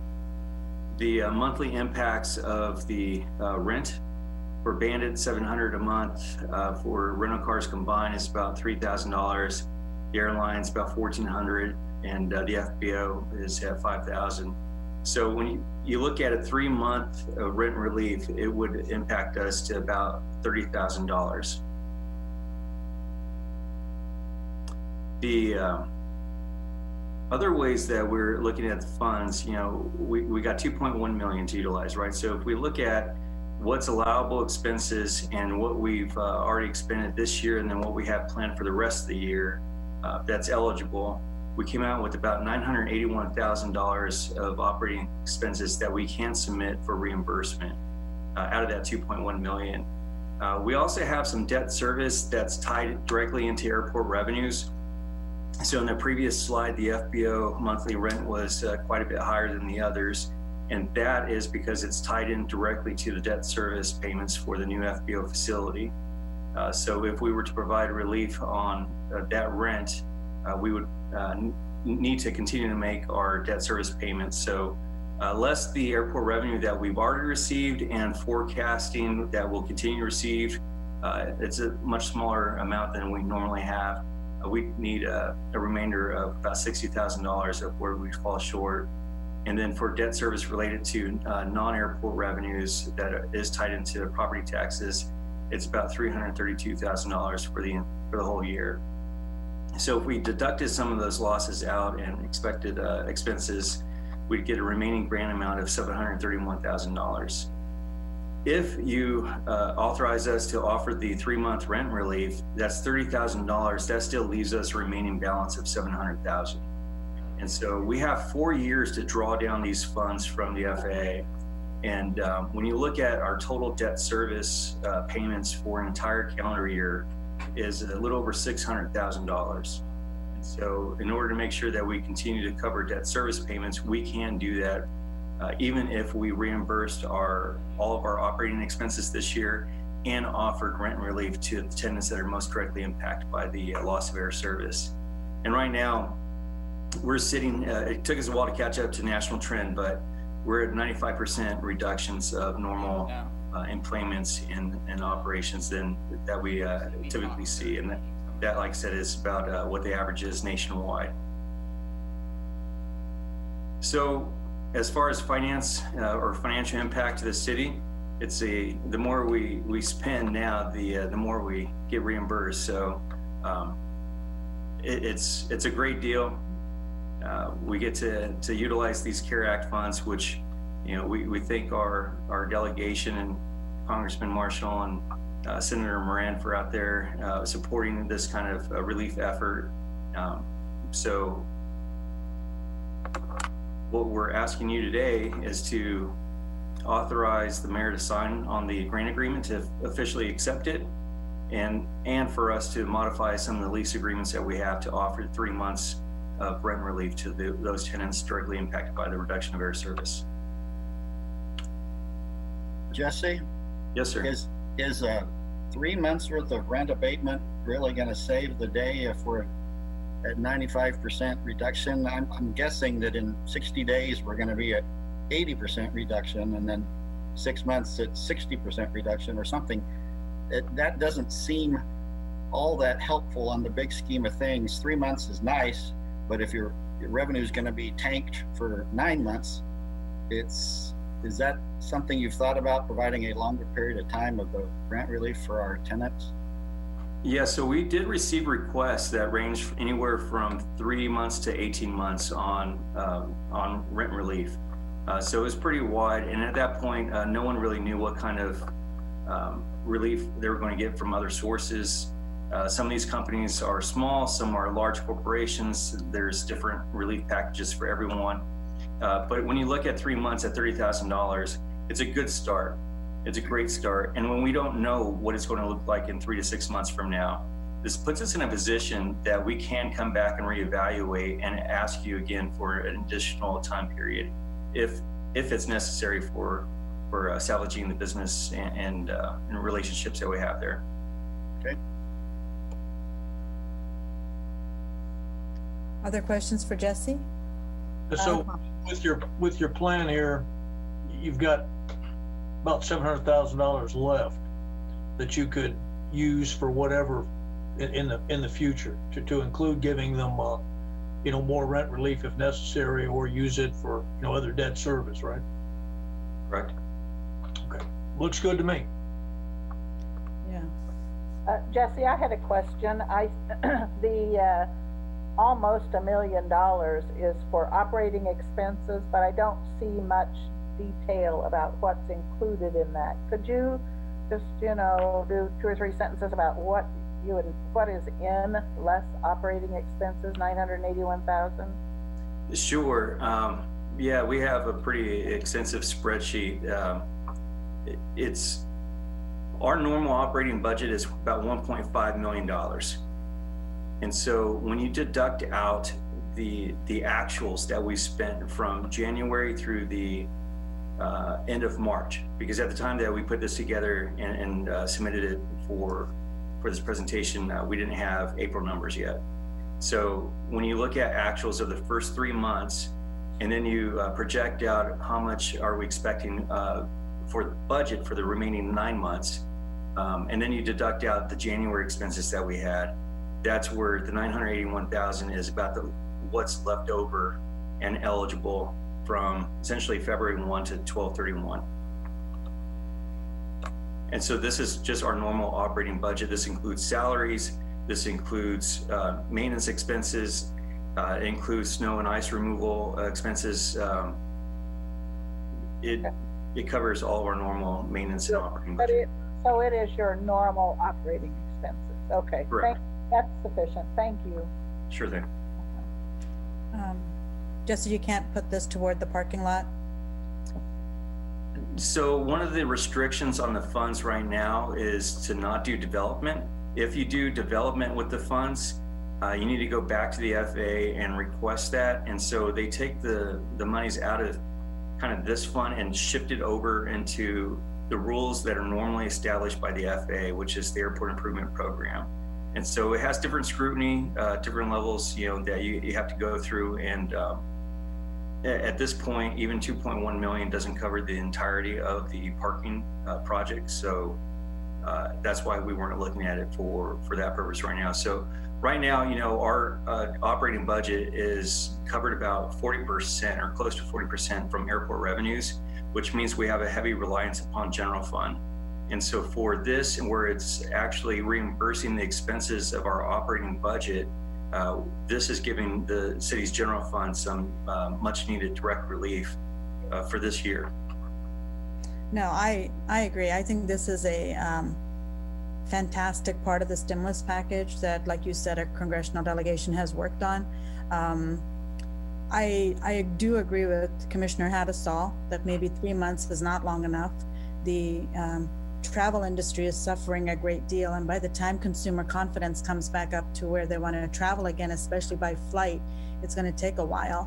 So I think there needs to be 3 months, you have 6 months, 12 months, 18 months, kind of a plan, because I think that's how long it's going to take for some of that confidence to come back to travel by air. Right now, even by car is kind of iffy, but we don't know where this is going to go. And considering the confined spaces on an airplane, it's going to take them a lot longer to get back into a position where people want to have conferences and conventions and travel to business trips and such. So I'm thrilled that this money is there. This is a small piece where I wish we had that for each of our departments and for the greater Manhattan in general, especially for our businesses and other sectors, but we will take it. And I think that's the right way to go. And I'm glad for the planning you put forth to it, and probably needs to look at that for the next year or so. I think that's why they made it so, so appealing in the short run, because we will have long-term concerns as well. So thank you. I just want to, while we're talking a little bit about the parking lot, I don't know where we are in the process of that, but I think we're not going to need any more parking for a while, because as long as it took us to get up to 60, 70,000 employments, it's going to take us a few years to get back to 50, 60,000 employments. I'm afraid. I don't want to be a Marky Downer here, but it's, that's not something that's going to be a huge priority for me, is adding more parking, because I really don't think we're going to need any more for a while, a couple years, I'm suspecting, because maybe people will start flying quickly again, but I'm just afraid they're not going to. And so that's expanding and improving the parking out there is probably not going to be a big priority for me, because I think we're going to have plenty based on the number of flights we have, and we'll see. Hopefully I'm wrong, but I'm afraid that's going to take a while. No, I agree. It was something that we just already had on the docket that we were looking at, and that was the reason I bring it up. But I totally agree with you, Mark, on that point. Other commissioner comments or questions for Jesse? Isn't the parking at the airport already a done deal? We have approved it. It's under construction. I don't think there's anything else. I think the whole project is going forward. Actually, from my observation, this is a wonderful time to be doing that project because the construction company should be able to just make fast work of it, a lot faster than even what our contract would have said, because there's so few people there right now. So maybe, life works out in different ways. I wasn't a big fan of parking. I kind of drug my feet, but now it's in motion, and I think it needs to play out. So, and with the expectation that our air traffic, our passenger service, and our fixed base operations will regain, and I would hope within a year or so. So just to respond to that quickly, you're correct in saying that we already had a contract underway for the parking improvement project. So that was already rolling prior to COVID-19. One of the things that we had stated when you all voted for that was we were going to come back later this year in 2020 with a parking management plan. And so that is something that we will come back and discuss at some point. We've already discussed with Walker that we're going to need to reevaluate some of our parking demand forecasts. As forecasts right now are all kind of out the window, and we're starting all over. So we'll be looking at different scenarios for how that all is going to play out. And so that's a conversation we will be having later on this year. Thank you. I was just going to comment. So often we are very critical of Congress and very critical of our delegation and the slowness of how they act. I remember when we had a meeting right before we stopped having in-person meetings, and I had reached out to James Kelly, and he relayed to us, or wanted me to share with you at that commission meeting that night, was that Senator Moran was focused on the airport and not the airline bailout. And here we are 2 months later, less than 2 months later, and we're seeing the effects of that. So I think at least once in my lifetime, I'm going to say thank you to the U.S. Senate for acting with quite the pace there and getting us pretty much what we needed in a very timely fashion. So thank you. Really want to give a shout out to them. And throughout the state of Kansas, I think all the airports probably have gotten some form of funding. With that, is there a motion on this agenda item? Mayor, I move that we accept and authorize you and the city clerk to execute a federal grant offer from the FAA in the amount of $2,106,072, and authorize city administration to finalize and the mayor and the city clerk to execute tenant agreement amendments to provide 3 months of rent relief in calendar year 2020 for Bandit Coffee and Cafe, Hertz Enterprise Holdings, and American Eagle. I'll second. Great. Brenda, please call the roll. Oh, Jesse. I'm sorry, in that motion, did you also name Kansas Jet Center? I meant to. I thought so. I thought that's what we heard. I just wanted to clarify. Yeah, and include Kansas Jet Center. Okay, thank you. Brenda, would you like to call the roll, please? Mayor Reddy?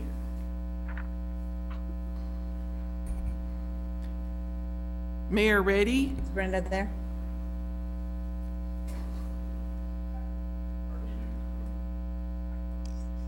Brenda? Mayor Reddy? Yes. Commissioner Butler? Yes. Commissioner Morse? Yes. Commissioner Hattasol? Yes. Commissioner Estabrook? Yes. Motion carries 5-0. Thank you. One thing I want to say before we adjourn for the evening, this is just for our staff. It's hard to hear from the city commission room on those speakers. So I don't know, when you have a computer, it's easier for us to hear. There's an echoing sound, a muffling sound, and it's very difficult to hear the presentations. So I don't know how we can change that. Are Just you for future reference? I appreciate that feedback, Mayor. How is this better? Or is it still No, there's muffled? still an echoing sound. Are you getting it on the side from me as well? Yeah. Okay. From you, Brenda, and Ron. It's that room Yep. Okay. and the mics. And we can do things from our own offices like we do with you all normally, and you could probably hear us okay there too. So we might have to adjust until we can get back together. Unless you have the computers in front of you, a laptop in front of you in the city commission room. We do. We can't turn on our computers and have the mic go through the system so they can hear us on TV. That's why we're in here, just so all the audio is the same to go out on the TV and the Facebook Live and stuff. So, but last week or 2 weeks ago, I was in my office talking, and I think it was much easier to hear on my computer than going through the system. So we can do that. That would be better. We're missing a lot of key information otherwise. Okay. Also, before we adjourn, next week, we are planning to have a work session on the 12th.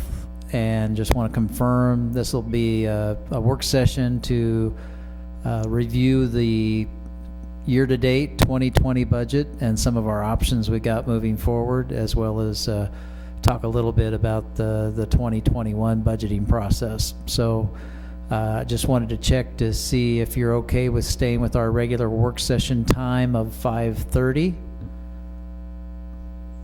Okay, so next week we are going to have a meeting at 5:30 for a work session. That'd be our preference. Is that okay with everybody? I think so. Yeah. Yes. I see a lot of head nodding. Great, thank you. Thank you. Send us a reminder though. We will. Thank you. With that, we are adjourned. Thank you.